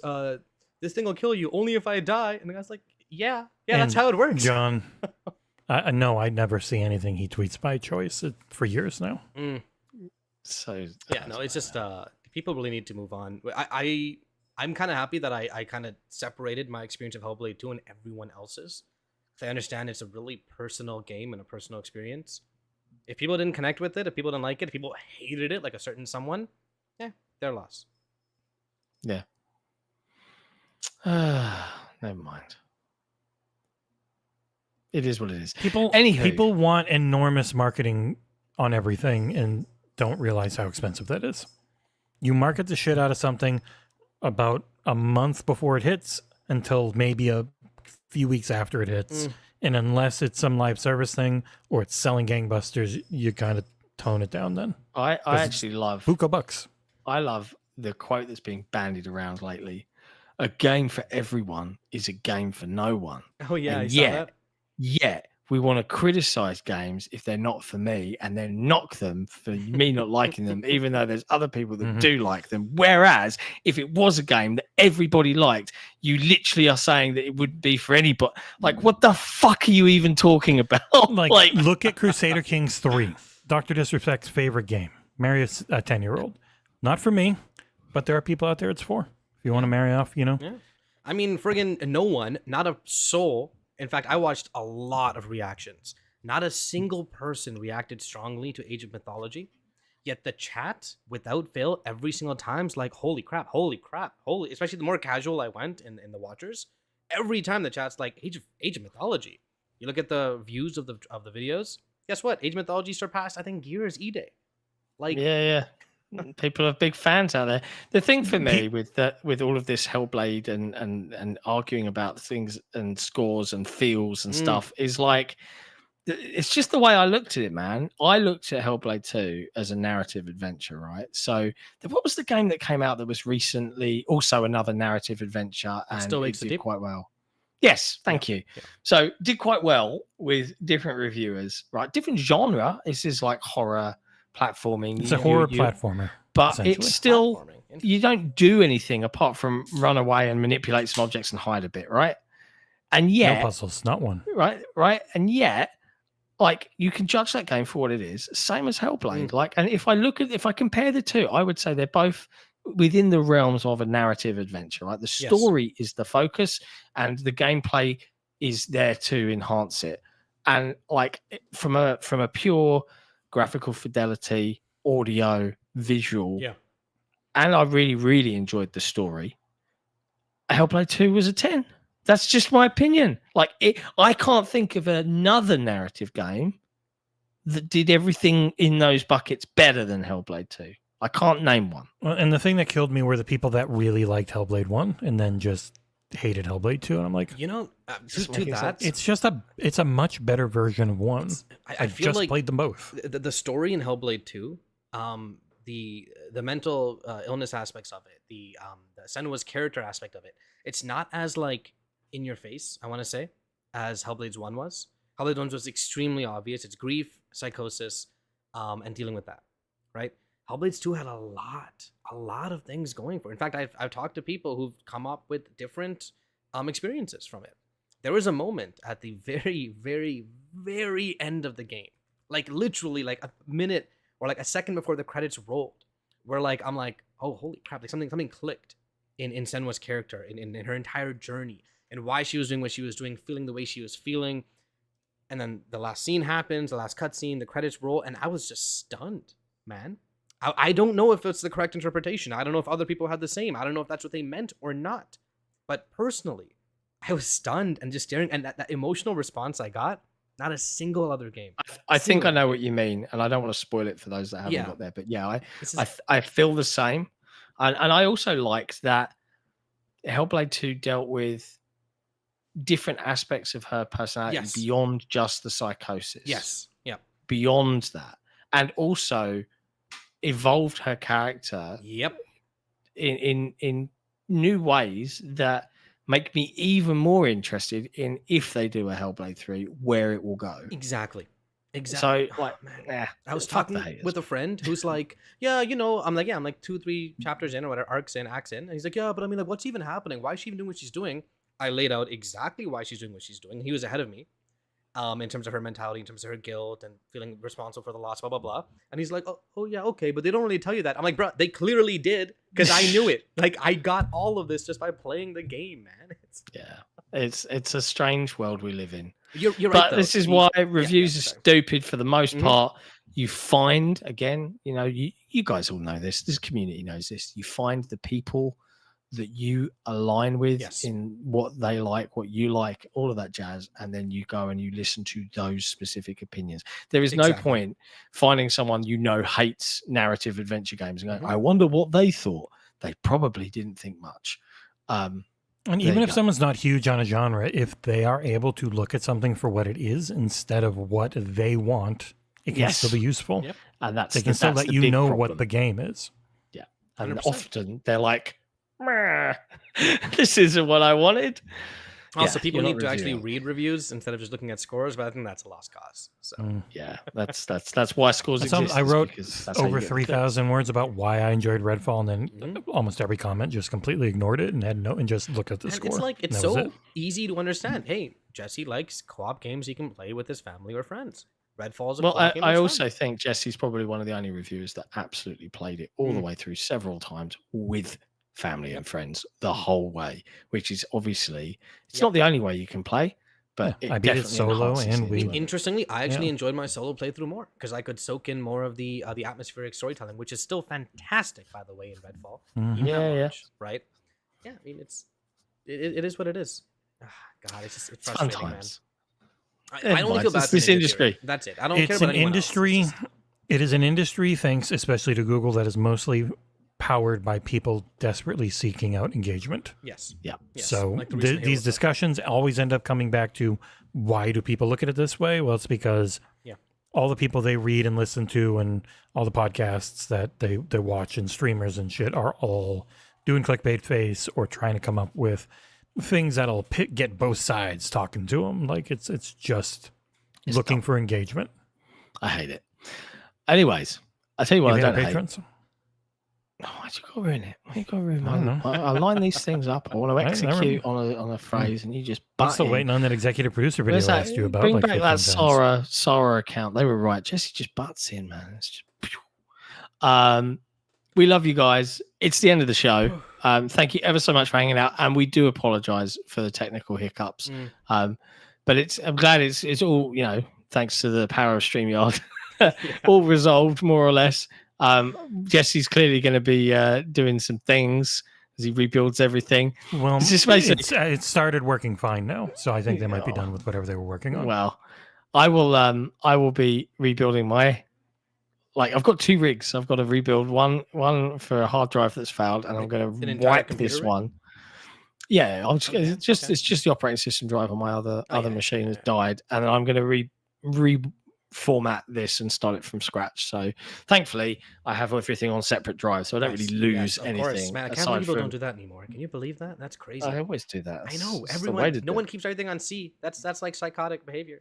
C is just for the operating system. That's it. But yeah, guys, thank you so much, chat. Jordan for the crazy super chats, everybody else for the super chats, the memberships. We love you guys for it. If you are enjoying Xbox Era's content, obviously head over to XboxEra.com. Throughout next week, we've got I don't know, we've got anything coming next week specifically. I think mine's not due for a couple, 3, 4, something. Everything like that. We're working on is later in the month or later in the month. So I don't know what's going to happen. Game Pass drop on Tuesday, so we'll see what's in there. We'll see what's headlines. I don't know if there's anything to talk about. Yeah, we'll find a way, but we're here with you guys. You can't plow through subjects anymore. We need like 10, 15 minutes per subject. Yeah, we're going to have to really dig in. Yeah, headlines on Tuesday. There's not a ton. You never know. You might have a crazy Monday on our cards. Let's find out. But we'll be back then. Until then, we'll see you next time. But stay safe, play video games, have fun, be good to each other. And if you really, really want to find a good community to hang out with, either head to forum.xboxera.com or discord.gg/XboxEra. Ciao for now. Yeah, thanks for watching. Bye. And here is some Halo music to sign you out, because I did not change the thanks for watching video. See you guys. You haven't got the podcast outro.